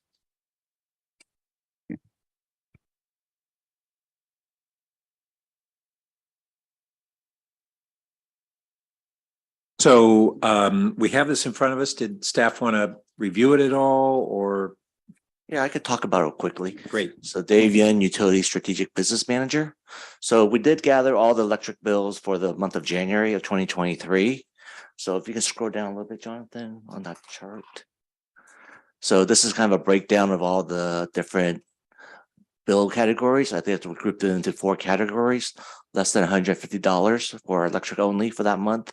So 68% of all customers, or 18,000 customers, had a bill less than 150 for electric. There's another 8,000 customers who had a bill between 150 and 500, and then 400 customers between 500 and 1,000, and a small number of 60 customers of over 1,000. So we came up with 2 different options. 20% of all the bills accrued came out to like 3.7 million. So then the 20% of that total was 720,000. So Jonathan, if you don't mind scrolling down. Sorry. This is the, oh, it's a different than I expected. I thought I had a different table, but it's okay. We can go with this one. Yeah. So in the second to last column, that's the average, the 20% for each of those customer categories or bands. So for a customer less than $20, the rebate amount would be $2. A customer in the $500 range will get a rebate about $108 and so forth. So that was just based on a 20% flat rate of their consumption. And the other alternative we came up with is a flat rebate. So if we were to spread that 720,000 across all 26,631 residential customers, the flat amount would have been $27.05 for every customer. So those were the 2 options we had came up with. And then the council motion was to come up with up to a 20% rebate amount. Of course, you have the discretion to change that amount. And another thing I want to note, this, like we said earlier, the funding of this rebate will be coming from the general fund, either through the reserves, surplus, or through a reduction or transfer back to the electric fund. I'm happy to answer any questions. Well, is it correct that option 1, because of the way it essentially treats all residential, well, it's not all, but it's not commercial as well. So I guess that maybe answers my question, whether it could come out of the electric fund versus the general fund. So even though it would treat all residential equally, it wouldn't treat all ratepayers equally. Correct. Got it. Okay.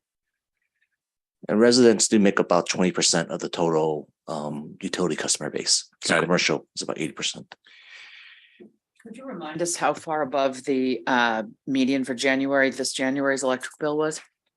I think we had to have that. I just number. remember gas being the Yeah. astronomical spike and the electric spike seems to me to be I significantly think it was like less. 3.6 million for the month of January, and then for the month of December, it was like 2.9 million. So are we regarding the electric bill as needing the kind of relief, warranting the kind of relief that the gas bill warrants? Compared to gas, I would probably say no, just because like the one-time month for gas, I think it was almost $9 million for all residents versus here in electric is like 3.6 million. But I also want to note that the electric is a cumulative, whereas gas is a one-time. So meaning that the spike for gas was only in the month of January, a little bit made in December. Whereas for electric, it is recurring every month until July when we end the hydro rate adjuster. So they could use some assistance there, I guess, if we were to aggregate all the months. That does bring up something I meant to ask earlier on that July ending of the hydro rate adjuster. Basically, we're projecting for this calendar year, this rain year, we're going to have a slightly above average hydro production, but we're holding off on pulling back on that hydro adjuster until July. And that, for me, I was wondering, should we consider pulling back on the hydro adjuster sooner, which would mean then that we're not replenishing our reserve as soon. But it's still a question of, as when people look at big rainfall and they're still paying a hydro surcharge, that's hard for them to swallow. So there's a long delay in rain in between the time you get rain and the time you get hydroelectric production. We don't get our hydroelectric production until really July through September, October. That's when the production really happens. So, and then there's the issue that if you try to use a rate adjuster to recover costs and you try and do it within a few months, which is what you'd need to do to try and time up the removal of the adjuster with the rainy season, you end up having to double or triple the rate that you're selecting. So you end up having these really big price spikes. So it's a tough problem. It's a tough problem to solve. There's the communications and perception issue, and then there's the actual financial issue. If we were to remove the HRA significantly before the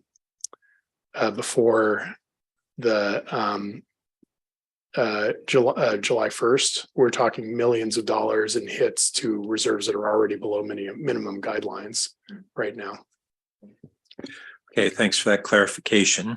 All right, so we've got two options that are presented. Really option two is kind of more progressive, so that,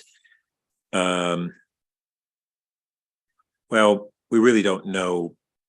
I guess the more I think about it, low income households don't necessarily consume less electricity. We might assume that they're smaller homes or other factors, but I'm not sure that we have a good way to really correlate. Yeah, John, did you have something on that? Most of our low income residents do live in multifamily buildings, and that's not everybody. We was talking to a single family resident who they have their own particular issues, but there is an association, a correlation between our low income customers and usage, because they do live in multifamily, which correlates, which much lower usage of both electricity. So then if we were trying to have this rate focused on those who Most need it, then we'd be looking at option two more than option one. Is that correct? Well, option two is only really giving a $27 flat rate to every customer. So if you guys want to direct more towards the low income, that is fine as well. Right now, we have about 700 customers on the rate assistance program. I think since January, we did go up quite a bit. It went from 500 to 700. So we did add 40% more customers. So customers are aware of this program and they are reaching out if they need financial assistance. Okay, so maybe there's two parts to this. So first, though my point initially, before you added this aspect on those that are on the rate assistance program, is that by having a flat amount rebate, on average, those more modest income and lower income customers are in multifamily using less electricity. So that same $27 is a higher percentage of their bill. But it does bring up this other issue, is whether we should look at anything else on those but on the rate assistance program, they're already getting that rate assistance. Is that a discount in the rate, or is that a spreading of the payments? It's a 25% discount on certain utilities.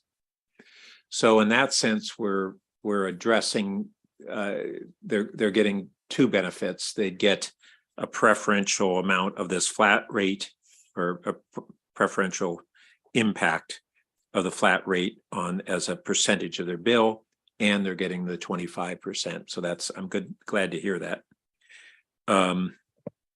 Thoughts, Julie? The $27 flat rate feels to me to not land with the impact that we would have in mind.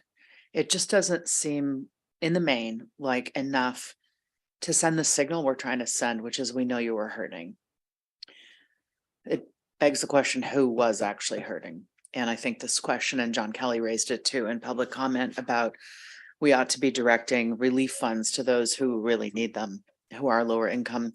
So I am intrigued by the number of people who've self-selected, as I understand it. If you're getting a rate assistance, you have opted into that. It's not that the city somehow has your income on file and can easily tell who's low income. That's correct. They have to apply for it. Right? So 700 families.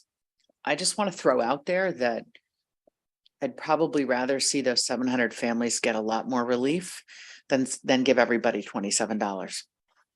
I would add that there are a lot of families who these increases in the gas and the electric felt it was a severe impact, who don't participate in the rate assistance program. I know that's a concern. Yeah, for sure. I don't know how we find those people. I don't know how we find the people above those who've applied for rate assistance, who are in that middle band. Well, in one sense, the way John explained it, where with a flat rebate, we're tilting toward them. But it's a rate of $27. I worry that it's. This goes back then to the discussion we had earlier on, this is coming out of the general fund, and we have to weigh this against uncertainty on whether increasing that could result in service cuts. And we don't know. So one possible possibility that we just were thinking of here, with the focus on those most in need, is that we do have the Project Pledge program, which is a program where people can donate to for people who have extraordinary need, and people apply. They can use it once, when they really get into a difficult situation. That program is not usually very well funded. I mean, we have maybe $10,000 or $20,000 in there at a time, but it might be possible to put some money toward that program so that it really helps people in need at much higher levels than this $27. And you could probably, because it will go a lot further, you could probably reduce the amount that you're actually contributing as well. $500,000 would go very far, I think. So if we say took option 2 and then had a supplemental contribution to you call it the project? I was suggesting this as as an option 3. If the $27 isn't landing. Yeah, I'm thinking as a 2B. Okay. Yeah. Yeah, I mean, there are lots of ways to go at it. Yeah. So that under a 2B, you'd have the flat rebate and then some additional amount. The program is called what again? Project Pledge. And how do people tap into that? Now we're getting to the limits of my knowledge of the program. Can anyone here answer that better? Yeah, I think they just submit an application and then review whether or not they've withdrew from that account before. If they haven't, then they would be eligible based on their hardship, certain criteria. As a one-time, that's it. I see. So maybe we could waive the one-time previously if you guys choose to, for this one time as exception. If So maybe we'd allow it to be one time this year as opposed to one time overall. And you know, if we only have this funded $10,000 or $20,000, it seems that there's not much point in putting a huge amount in there because people don't know the program, they don't use it, only a certain number do. So I don't know how many dollars would allow us to really, especially if we allow people to do it once a year, how many dollars would have the sort of impact where everybody who has a need to apply for that, there's plenty of funds to do so. Is it $100,000? Is it something? Yeah, so I'm looking here at the criteria on our website for Project Pledge. And we might need to adjust those a little bit. It does have a limit of up to $750, and then proof of unexpected hardship. We might need to redefine under what conditions somebody could apply, you know, if these high gas price spikes are an unexpected hardship, for example. People must already be late on their payments. So we could probably take a look at how many people are running late because of these, or who maybe have made payment arrangements. Yeah, and it's minimum of $750 or the outstanding balance if that's lower. So it seems like not only the staff need to look at who would qualify and how, we would also want to look at how we promote it more so people are aware of it. So I wonder if we tonight might recommend that staff come back to the council with a recommended dollar amount and revisions to the program as opposed to us trying to sort that out tonight. I think that would be a great idea. We could bring it back to the Monday night when we bring the gas one as well. We could. Okay. Or no, we can't.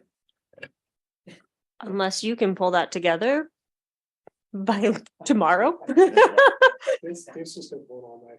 Yeah, I'm not so sure we'll be able to make Monday's meeting, just throwing that out there, but absolutely we can bring a referral back. It does feel weird to not be addressing them at the same time, though. So is there any merit in saying that council should not review the gas rebate on the 27th if an electric proposal is going to come a couple weeks later? I would more support go forward with the gas, but we can talk about that this is coming back with this additional one. I wouldn't want to hold off on the gas. I just want to be sure that our gas, that I guess we'll just have the imperative when we review electric to have in mind what we agreed to on gas as a matter of parity in our analysis.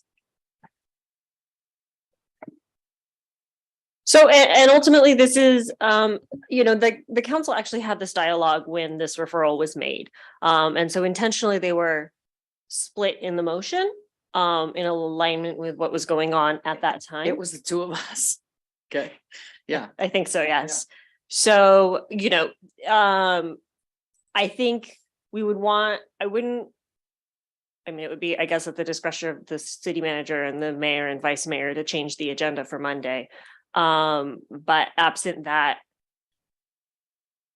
staff's going to need some time to pull this together. We could provide some at places memo maybe, but I also know that's going to be slamming information at a very I withdraw late my time. concern about putting them together. I appreciate the constraints. All right. So we now want to go back to how we put all this together. I think we've, and did we, let's see, well, we didn't on the purely electric, we didn't, outside of this. Oh, did we settled on the tentative directions on the electric other than the rebate already? Actually, Is we that didn't. correct? We were We about didn't. to, and then Okay. we were Just trying to reminded that the recall. rebate was also All on the right. agenda. So the recommendations that we have on slides 13 and 14, are we comfortable with the staff recommendations? And staff, have you heard anything out of our discussion that we need to zero in on as alternatives? Nothing's coming to my mind that where we differed from the staff recommendations. Is that correct? No, I don't think you have. Okay. So are we good with staff recommendations? Seeing nodding head, straw votes. So now we can loop back to the package. And then we still have one more item, but do you want to have us tackle item 5 before we I would recommend the committee take 1 through 4 first. Okay. That's what I was thinking. And ultimately, if the committee so chooses, we can defer 5 if we need to April 4th. But if you do think it will be quick, then I think it would is be great quick, to do yeah. it tonight. Yeah, no, I think it'd be quick. So was staff able to capture our straw votes? Or you need us to try and revisit them? The straw votes were all. Well, if I'm summarizing this correctly, I believe on the water rates, the committee was in favor of option 2 that staff presented today. On the wastewater rates, I think there were differing opinions on whether or not we did the staff recommendation versus the alternative B. But I do know, I think in general, there was consensus on the staff recommendation, given the capital improvement needs. Actually, I don't think we ended up with differences. Are we all? Are you all on the the same page on wastewater that? now on recommendation, the staff recommendation? Yes. Great. Okay. Then gas. Yes. It sounded like the committee in general was in favor of the proposal with, I believe, some discussion over the 15 versus 18% for the transfer, for the natural gas transfer. So are we good with the 15? Well, I believe it was 2-1, That's oh, you weren't sure. which is okay. I mean, Okay. the committee can make, Well, okay, but we'll go ahead and so given that the first 2 we can put in the main motion maybe in one, and we can go ahead and on this one take an actual vote on, it's really the 4th bullet, transferring up to X amount for fiscal year 22 to the general fund for 24. Is that what the issue is, right? Yes. And the alternatives are the 15.5 or the 18.1. 18. 18. even. Okay, so I will move the 15.5%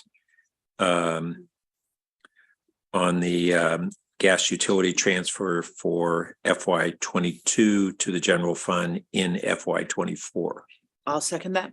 Okay, and I don't need to speak to it. Greer, did you want to talk or to it? I already did before. I think I'm going to stick with my concern being I don't want to get to the budget and have to make some very difficult cuts on affordable housing or public safety or anything else because of a difference of a couple of dollars here. So I'll stick to the 18%. Good enough. So just so we have on the record, let's vote on at bullet 4. The motion is 15.5. In favor? Aye. Opposed? Nay. So we have it a 2-1 on that. But the rest we're in agreement on. And then I believe, is that correct? Yeah. Yep. And then on the electric, we were good with the staff report, and tied in with that is the question of the referral to staff on the electric rebate. And so I don't know what were we in agreement or not on using option 2 with an additional request that staff go to the council directly with recommendations on an additional amount to the rate assistance program and or not the rate, excuse me, the project pledge program and modifications to the eligibility criteria. Is that correct? I am not necessarily in favor of option 2. I'm concerned about it being a very low flat rate. So I'm interested in learning more about the, what's it called? Project pledge. And, but depending on how that goes, I may be interested in option 1, which is 20% rebate to all. Okay. Well, let's go ahead and see what we have in terms of a committee recommendation. So I'll go ahead and put on the table option 2 with a request that staff make a recommendation to the council on increasing the amount to project pledge and broadening the eligibility criteria. And I don't know whether I have a second or not. If not, we'll go on. Okay. Is there an alternative proposal on the table? Juliet, if you could articulate yours into a motion, make something I support. Oh, you. It was 2 hours ago. I know. Councilmember, can I interrupt? Please. I know you're right in the middle of the thought process, but I just want to point this out though, if we go back to this graph portion of it, is that if you look at the $100 to $150 range of electric range, and if you just, I can't add all these numbers up, but roughly about, let's see, 10, 11, 15, 17, about 17, 18,000 number of accounts are going to be at $24.62. So my point is that if you jump to that next and go up, it's $34 is the average on the 20% on the customer range. So, you know, you're thinking that, I guess what I'm worried about is that a customer that has $100 bill is only going to get $14.72. Where if we went with the flat rate, we're talking about the 27. And so when I look at, you know, where kind of the break even point is right around that $150 range. A customer that had a $150 range is going to get $24.62 back. And that's along the lines of, thanks for pointing out those numbers. But the reason I was interested in option 2 over option 1 is because renters and more smaller households will fall in those categories, and under option 1 they'll get less than in option 2. And in either way, we can strengthen the project pledge program. I'm a little worried about the assumption that renters and low income people all fall under that $150 threshold. Oh, we're not assuming all. No, what John clarified was they're just disproportionately, not all. I know. So I worry for those people who are lower income and had a utility bill of $500, that getting $27 is going to feel like a slap in the face. Yeah, but unless you're talking about changing option 1 from the 20%, you haven't addressed that. Somebody with a $500 bill on the 20% is going to receive $108 back. I see. But those people would have lower bills, which are disproportionately the renters and more modest income will get less good of a, you're right that you will get that person with a $500 bill will do better, but most of those renters will do worse. And we're speaking really hypothetically about how many people are in these categories, and that's what's hard. I think we're all trying to support the people who most need the support, and we're trying to figure out how to figure out who they are and how to spread these dollars to them. Sure. Yeah. If I might just add, I think to the public comment as well as to what the committee members are frankly struggling with. Jonathan's suggestion of allocating a dollar value and letting folks self-select seems like a way that might bridge kind of all of the intentions. When you do a rebate, it's formulaic, right? So there's going to be pros and cons to any formula. But if ultimately we're trying to reach a certain population who are struggling, then perhaps allocating the funds towards a program and having staff come back with some, 1-year amendments to this program to allow folks to reach it might be a better way to let folks self-select. It reminds me, if I'm being honest, about when we did the small business grants during COVID. We did a brief application process. We tried to make it as streamlined as possible in order to provide grants. So but that doesn't address the option 1 versus option 2. That talks about how much we strengthen the Project Pledge program, right? I guess what I'm suggesting is you don't have to choose 1 or 2. You could just choose to do Project Pledge. Okay. I'm persuaded that that might help us achieve the goal I'm certainly interested in. So as long as it's not an onerous, burdensome process where people have to go through 5 hoops to get some money back from the city. So you've indicated the website indicates these criteria. And if we could sort of revisit that to make sure that it is addressing the present need of the high utility bill. How do people learn of this? I'm sorry.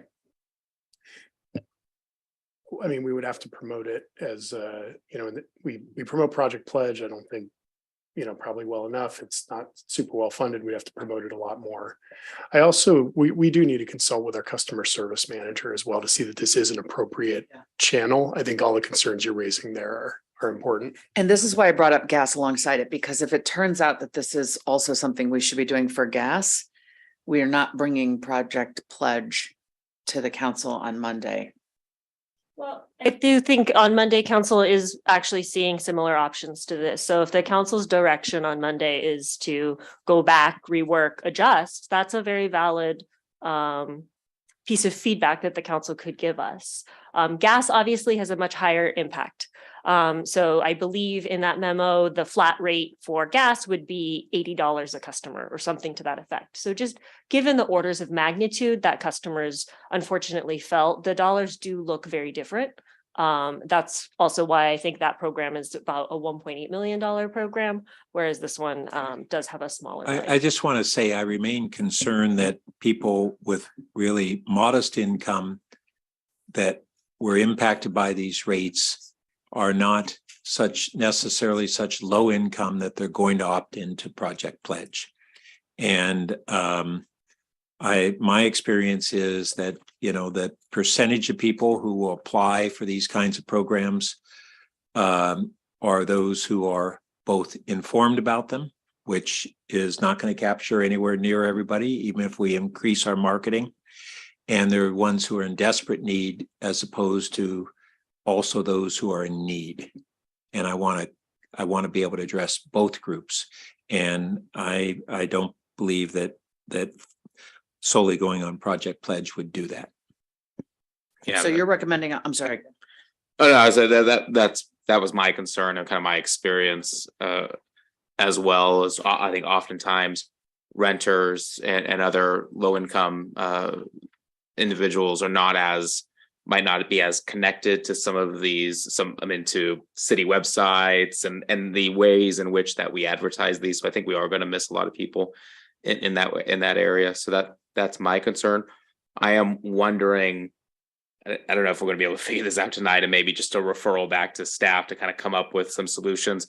I agree with the concern about if you're under 100, between 100 and 150, then it's 2462 would be a rebate less than the 2705, and wondering what might it look like if we did a floor at 2425 and then maybe did some tiered reductions above that to be able to offset those costs, so we don't completely skyrocket this, to be able to kind of address, I think, the reasonable concerns that the chair brought up, but what we're all trying to achieve.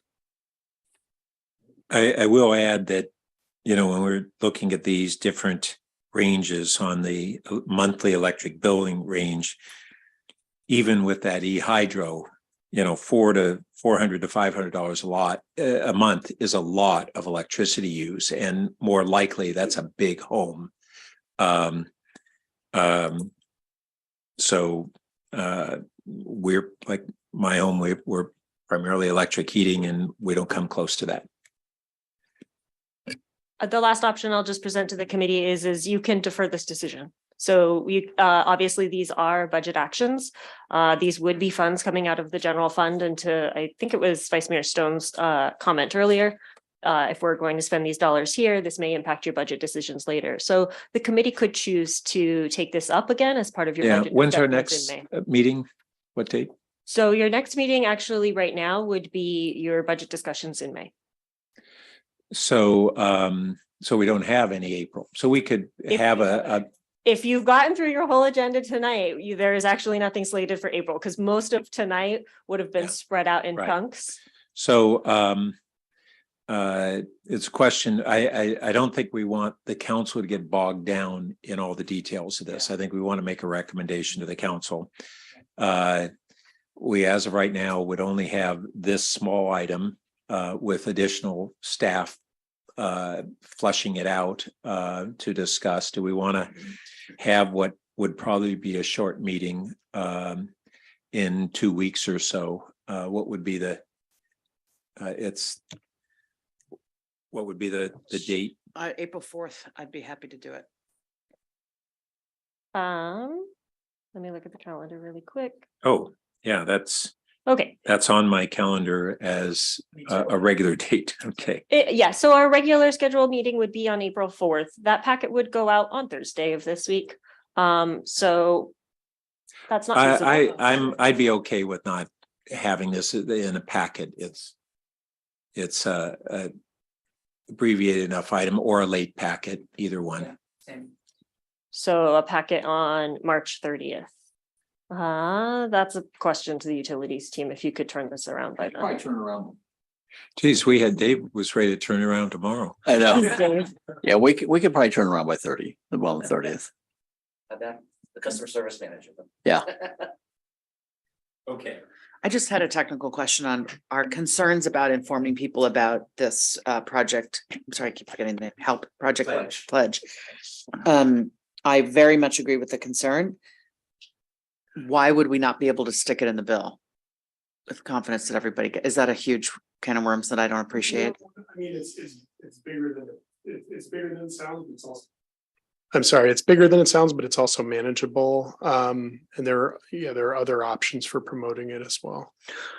I think also, though, we could also probably, we'll talk to our customer service folks, but I think that we could probably look at customers that are in the rears, customers that are not being able to pay their bill. As Dave mentioned, there's a 25% discount, but maybe some of those folks are in that. And that might be an area that we would just actually be prorated to go out and make contact with them and say, this is available for you. So I think that there's ways that we can identify customers that are really in need. Well, let's let staff come back on the 4th with a set of options or a recommendation or more. Okay, if that's the case, then let's see. Then I think your motion would be, if one of the committee members wishes to make it, is that you recommend or you move staff's recommendation for the electric utility rate item and refer or defer the decision to the April 4th meeting on the electric rebate. Yep, let's capture that. So moved. Second. Okay, all in favor? Aye. Aye. Now we have one last item. Geysers. Yeah. Well, first time we've seen a. We didn't get votes on the first one. On the gas, water, wastewater. Oh, Then did we capture votes on? we have to one master motion then Yeah. for everything else. Vin, You said it. yeah, I think Vin has the motion drafted. Do you? Oh, good. So actually, different chunk for each item? Do you want to combine all of it? Well, we could. Yeah, I that's think fine. we'd be comfortable with that if you can do that.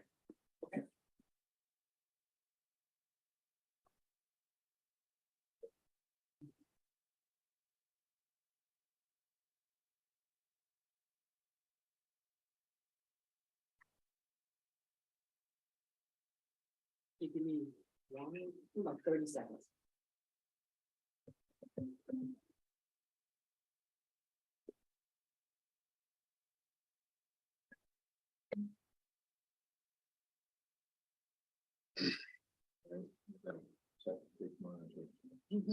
It has risen. It's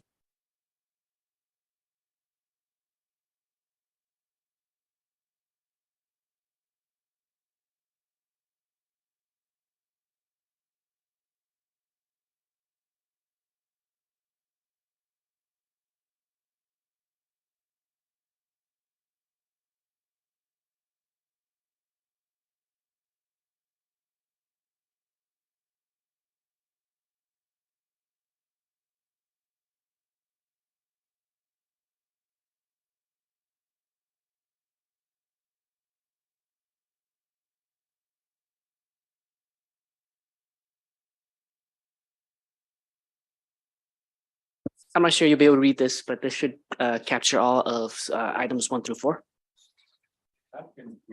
And I trust you.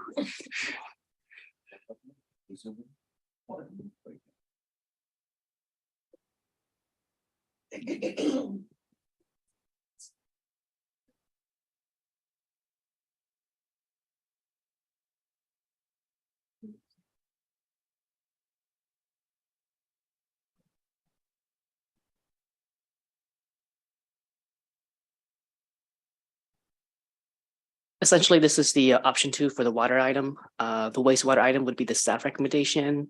For the gas item would be the staff recommendation with the proposal for 15.5%.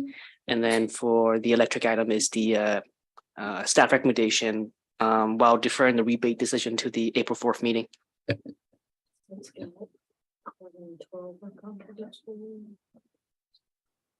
Oh, no, it's not. You're right. No, this one is for. Oh, that's right. So I believe then if you could help us by separating for their vote. They're going to vote on everything excluding items 10 through 14. So if someone makes a motion to move item 1 through 9 and item 15 through 19, then I suspect that that might be a unanimous approval. And then item 10 through 14 would be another motion, which would, based on the tentative motions, be a 3-2 vote. But I'm sorry, yes, a 2-1 vote. Does that make sense to the committee? yeah, that one that we had, the 2-1, we can just pull off the main motion. Is that what you're saying? Right. Yep. Which would be item 10 through 14. It's already approved 2-1. And then the rest. Does that make sense? Okay, great. And then everything else. I move that we, So 12 is contingent, or 10, 11, 13, and 14 are contingent on the assumption in 12. So if we change the assumption in 12, that changes the rates in the other ones. So it would be cleaner if the committee chooses to do them. We can, of course, make in the record when we bring this forward to council, because as a 2-1 vote, this would be an action item.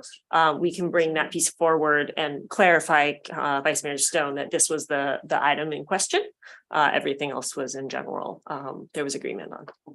So I'm sorry, Councilmember Lithcott-Haynes, I think you were trying to make a motion.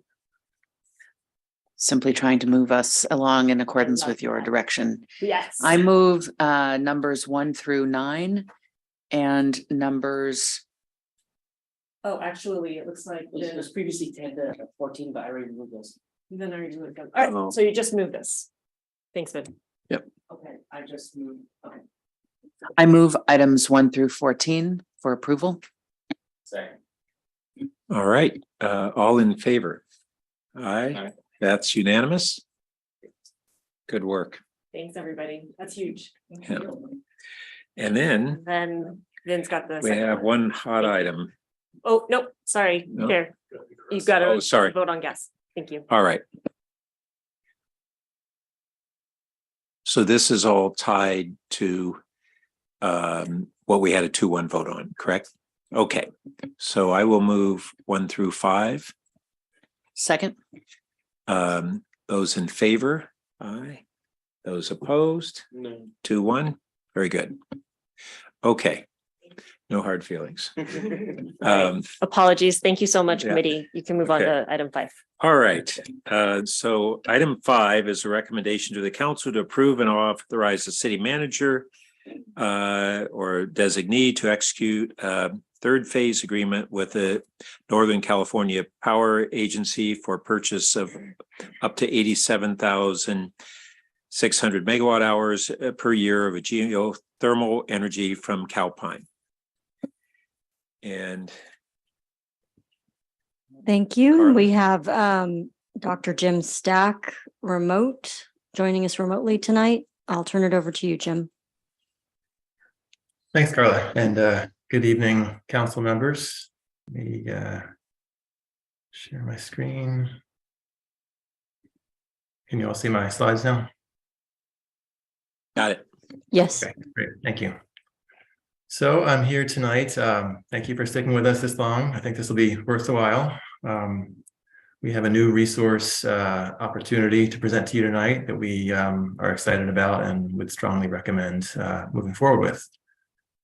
So with that, I wanted to briefly touch on the current electric supply portfolio that we have and how this new resource would interact with that and how it would affect that. I'll share some load projections that we've recently come up with out through 2045. I'll share some slides sharing kind of our view of the general energy market dynamics in California as they are expected to transform over the next coming decades.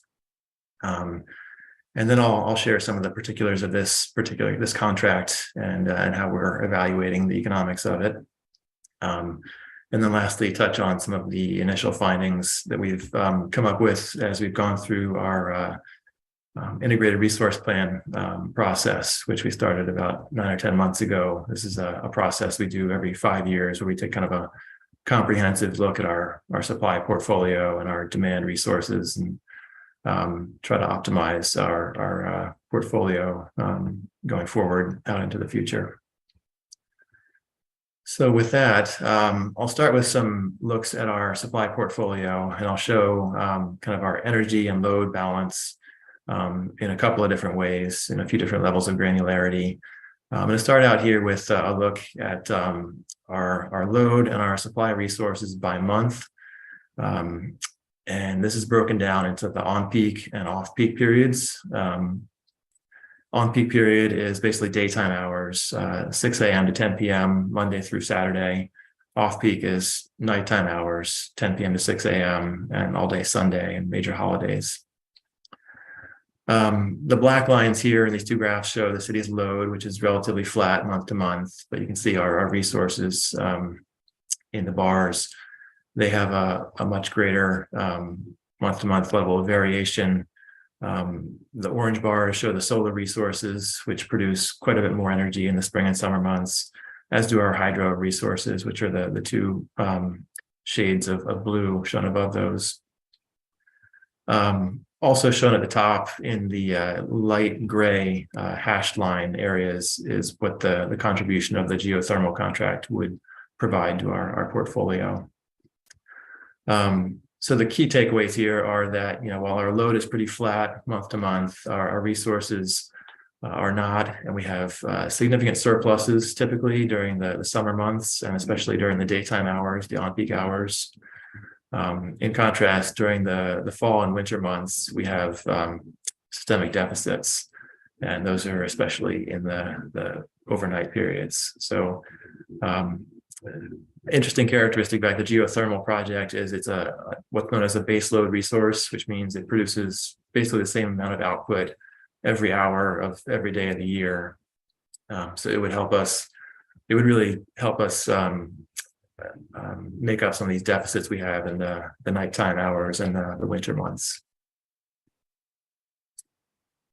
Now to look at it, our load and our supplies on a bit more granular level. These two graphs show an hourly look at our portfolio for a typical month. In the graph on the left is Q4, so that's kind of the fall months, October through December. That's a single day that's shown there, and on the right is a winter day, Q1. So the city's load is shown in blue. And the resources are shown in gray, and the geothermal is shown at the top in the light gray hashed areas again. So you can see that in the winter months, even during the daytime, our resources are kind of just meeting our load. But in the evening and the early morning hours, we have significant deficits that this resource would help us, to fill some of that gap. And then the next two graphs show spring and summer typical days in the spring and summer months. And here you can see this is when we're getting the majority of our hydro and our solar generation happening during the daytime and into the evening hours in this period. So we do still have some slight deficits in the early morning and the late night hours here, which the geothermal project would help us to fill up. And then stepping back and looking at it from a much wider lens, this is an annual look at our load and our supplies from 2025, when this contract would start, out through 2045, which is the period that we're focusing on with our integrated resource plan. So we're projecting a modest level of load increase that's largely due to electrification of buildings and transportation. And then you can see our resources here. The blue areas we're showing here kind of average levels of hydro output. This is kind of average as of a few months ago, before we sort of, as Jonathan mentioned in his presentation, we sort of recently took a more realistic view of what the hydro resources are producing in recent years. And we've kind of downgraded our long-term expectations of them a bit. So this is maybe overstating the contribution that those resources will provide on average. And you can see some of our contracts in the brown areas. Those are our landfill gas contracts, and we have a wind contract that's shown in the green bars. And those are slated to start expiring, those contracts, at the end of this decade. It's possible we may extend those contracts. We haven't had those discussions yet with our suppliers, so we're simply showing them for now as disappearing when they expire.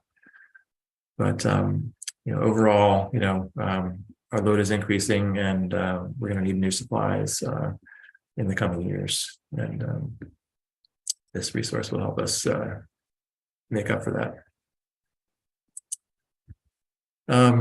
Now, in addition to the energy that we get from the geothermal project, we also get what's known as resource adequacy capacity. And as a load serving entity in the California Independent System Operator, we're required to procure every year a certain amount of local, system, and flexible capacity. Without getting too far into the weeds on RA, because it's a very weedy area, essentially our resources, we get a lot of system capacity from our hydro resources. And so kind of on an ongoing basis, we have a surplus of system capacity, but we don't get as much local capacity from our resources. So compared to our requirement levels, we have a pretty substantial deficit every year in local capacity, which we have to go out to the market and try to purchase capacity from other suppliers who have surpluses. And several years ago, that was not an issue at all. Prices for local RA were pretty low, and the supply was pretty plentiful. But over the past few years, that dynamic has really changed, and it's become very scarce and very expensive.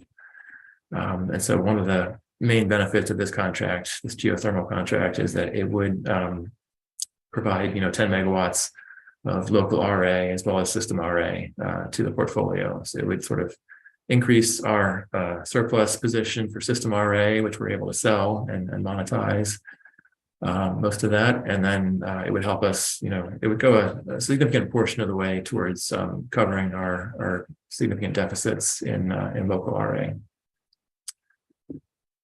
So that would be a real benefit to the city. Switching gears now to the load projections. As part of the integrated resource plan process, we've recently developed some load forecasts going out to 2045. Obviously, the electricity industry is in a bit of flux right now with electrification of buildings and transportation. So it's really hard to pinpoint exactly where our load will be 23 years from now. But so we've developed 3 forecasts shown here. There's a low, a mid, and a high projection. The low projection essentially assumes not very much electrification occurring and no new data centers coming online in town. The high projection, on the other hand, shows a pretty aggressive push on electrification, lots of new EVs and buildings electrifying, as well as a really substantial jump in the amount of data center load that we would be seeing just the next few years from some of our big commercial customers. This is sort of reports we've gotten from some customers about new loads that they're anticipating. So our mid projection sort of takes those projections with a grain of salt in terms of the data center load, about the timing and the amount that we will be seeing of that. So that's what we're going to be using for our integrated resource plan purposes. But we still see a modest amount of growth, roughly 25% growth by 2045.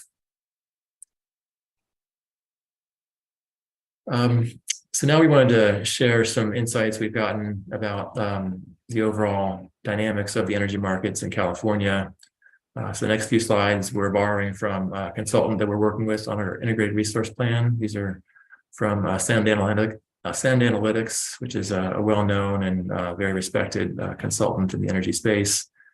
They have their own software which they use to model, supply portfolios and help to optimize them, which is what we're doing with them. And every quarter they produce a forecast that they share with all of their clients of energy markets and changes that they're expecting. And these slides are from one of those presentations a few months back.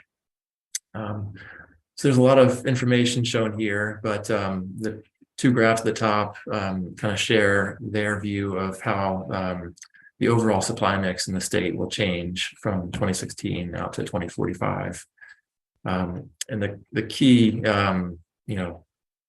thing to get out of this is that the overall trend is, you can see the bottom, the gray area represents natural gas generation. And that used to represent about half of the capacity in the state. And by 2045, that's essentially going to go to 0 in their projections. And that's going to be replaced with a variety of renewables, but predominantly solar and wind and storage. And what that means essentially is that when there's so much more solar coming online, even if it's paired with storage, the value of that solar is going to get pushed down. Market prices are going to drop, and so the value of those resources will drop as well during the middle of the day. Whereas prices for generation in the late night and evening hours will really get pushed up as a result of that. And so that will really benefit this geothermal resource, which has the advantage of producing around the clock generation. So the graph shown at the bottom shows their prediction that off-peak prices, the nighttime prices for energy are going to exceed those of on-peak generation in the near future, which is a significant shift. It used to be that on-peak pricing was quite a bit higher than off-peak pricing. And then lastly, a few slides back, we talked about resource adequacy being one of the products that this contract will provide, and how that's gotten more expensive in recent years. And this graph shows Ascend's projection that trend is going to continue. And RA pricing will actually go up quite a bit more by 2045 or 2050. So the little triangles here show historical pricing for RA, and the blue line shows the type of RA that this project would provide. So that is expected to just continue to increase in value. So all of that sort of provides some context for this deal in particular and how we're evaluating it. So this contract would be between the Northern California Power Agency, NCPA, of which we're a member, along with about a dozen other utilities in Northern California, and Calpine, which is a large generation owner. They own a lot of natural gas and geothermal resources throughout the state. So this would be a 12-year contract starting in 2025. It would initially be 50 megawatts worth of geothermal output for the first 2 years, and then increase to 100 megawatts for the remaining 10 years of the contract.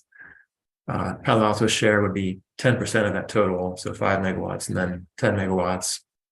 At the 10 megawatt level, that would result in 87,600 megawatt hours per year coming to the city, which is roughly 10% of our total load in a year. The contract price is going to be $79 per megawatt hour, and that's a fixed price over the entire contract term. And that would represent, for the 10 megawatt share, that represents $6.9 million per year of cost to Palo Alto. So that's sort of the cost side of the equation. And then in terms of the value that we would get out of this contract, there are sort of three components to think about. There's the energy, there's the renewable energy credit, the REC, which represents the renewable energy attribute of the power. And then there's the local, the resource adequacy capacity. So it's difficult to kind of forecast what these the values of these three products will be over the out through 2036. But based on forecasts we've seen from consultants and suppliers and brokers, we're projecting that energy prices will range between $62 and $85 per megawatt hour during this period. REC prices are pegged at around $14 to $20 per megawatt hour, although in recent months they've jumped up quite a bit higher than that. We're seeing pricing around $40, but we think that might come back down. But and then resource adequacy, we are pegging at around $8 to $11 per megawatt hour. So you add all those three value streams up, and you get a total of $84 to $116 per megawatt hour of total benefit from this contract. And compare that to the $79 contract price, that results in a net value to the city of between $5 and $37 per megawatt hour. Although we think there's definitely some more upside potential, as we've seen market prices, shooting up in the recent months. And then in terms of our integrated resource plan, we'll be getting some new results from our consultant in the coming weeks, and we'll be sharing those with you guys probably in the late summer or fall period as we wrap up our integrated resource plan. But in general, what we're seeing is that the baseload profile of a geothermal resource would be a really good fit for the city's portfolio, especially as we have new baseload demand coming online in the form of data centers.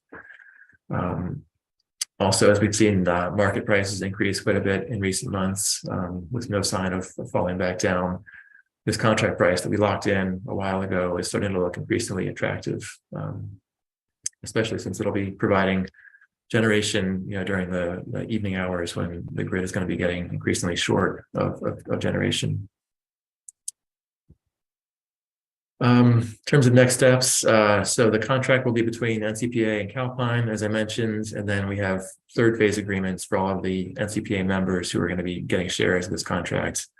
And those sort of lay out our contractual arrangement to pay for the generation that we get from NCPA. So Santa Clara will be the main off-taker of this contract. They've already had their city council approve the contract, the third phase agreement with NCPA. And so as other members like us approve these contracts, we will receive our shares when the contract starts. Last month, the UAC unanimously recommended approval of the contract very strongly. And then we're planning to go to council with this contract if the finance committee recommends it for approval in the middle of April.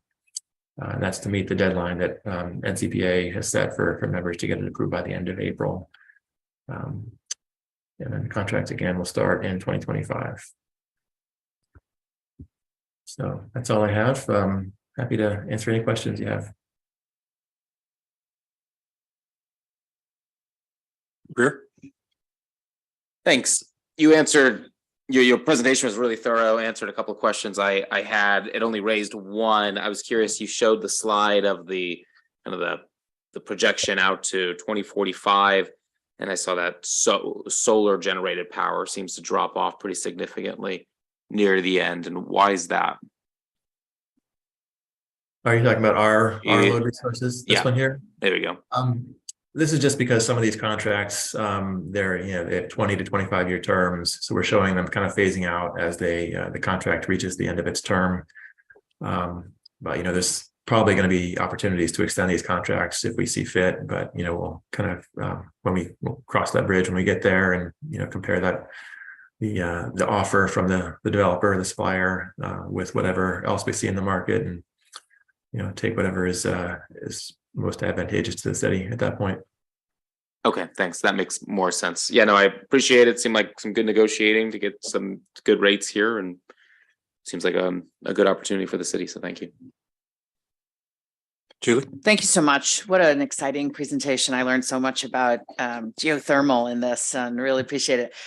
Thank you, Vice Mayor, for asking what happened to the sun in 2040. I was a little worried about that myself.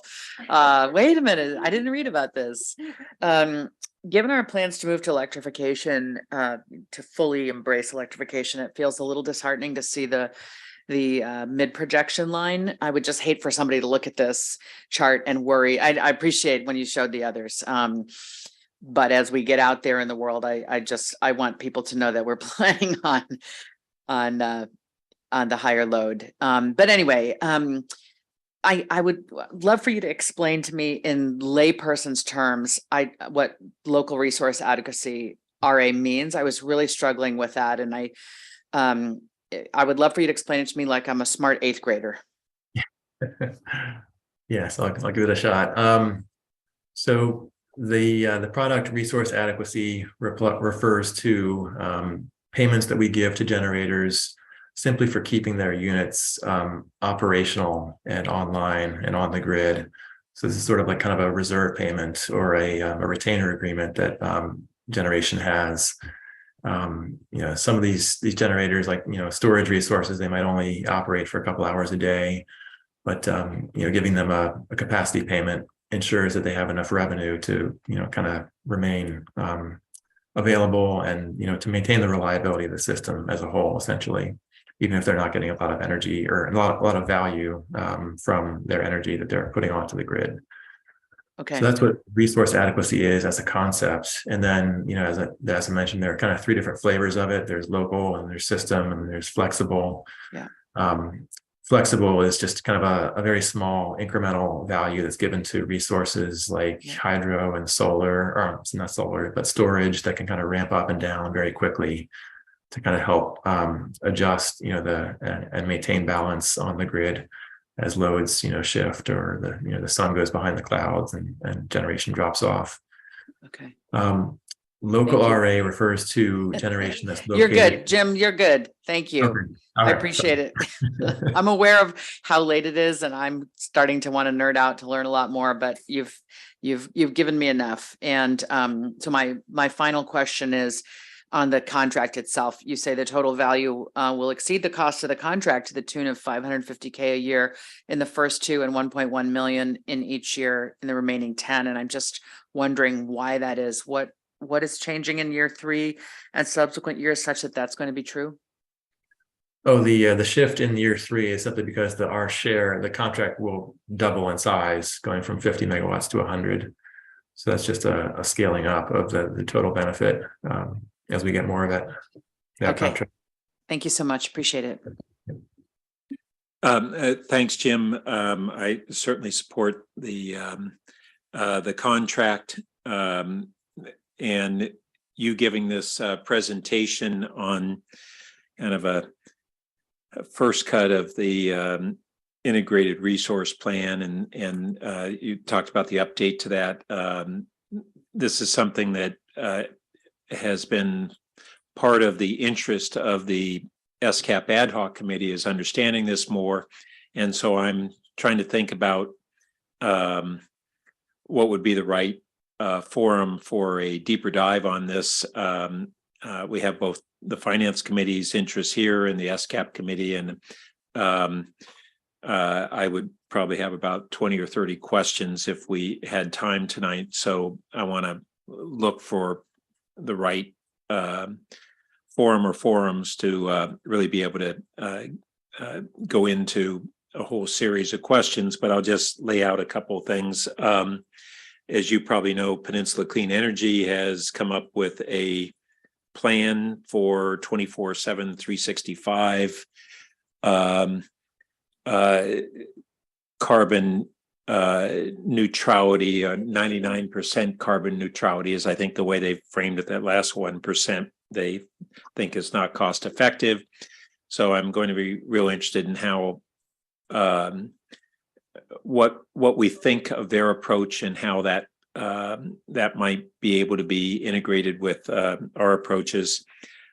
We've got our local capacity, and frankly, a number of years ago, we made some changes that moved us away from some of our emphasis on truly local in-city capacity, which these days is not only generation capacity, but storage capacity. And I'm going to be real interested in how we could move more in that direction, and how that relates to reliability and resiliency advantages if done in right ways. I assume we can't get more of this project. Is that correct? Yeah, that was the comment that the UAC made as well. They recommended getting more. Unfortunately, there's a lot of demand from the other members of the contract as well. And we initially put in for a 20 megawatt share of the contract, but the project was oversubscribed, so we had to Got it. Accept 10. And that net value of baseline power is a very interesting concept.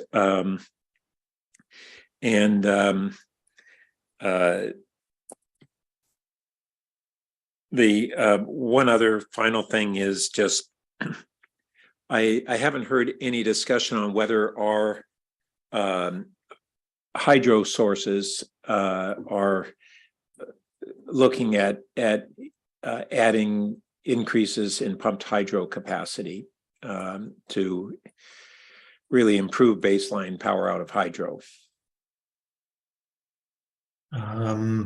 That's getting a little beyond my expertise. I'd have to defer to my colleague Lena Perkins on that one. I know a few years back there was a discussion of increasing the reservoir size, and I believe it was Shasta Reservoir, one of the biggest in the state. I don't know if that's proceeded any further, or if there's any discussions about new pumped hydro projects being developed. Okay, well, I'll wait and we can get an update at another occasion. Okay, well, on that note, do we have a slide with a recommendation? Sorry. Oh, thank you. Do we have any members of the public who want to comment on this? Sure, Bert, we have no requests this week. Thank you. Okay, we got the staff recommendation. I will move the staff recommendation. Second. All right, and we see it in even greater detail. All right, any other discussion? All in favor? Aye. Aye. Great. So thank you very much. You've wet our whistle on these topics. Thank you very much. All right. All right. So all we have is the at this point in time, one agenda item.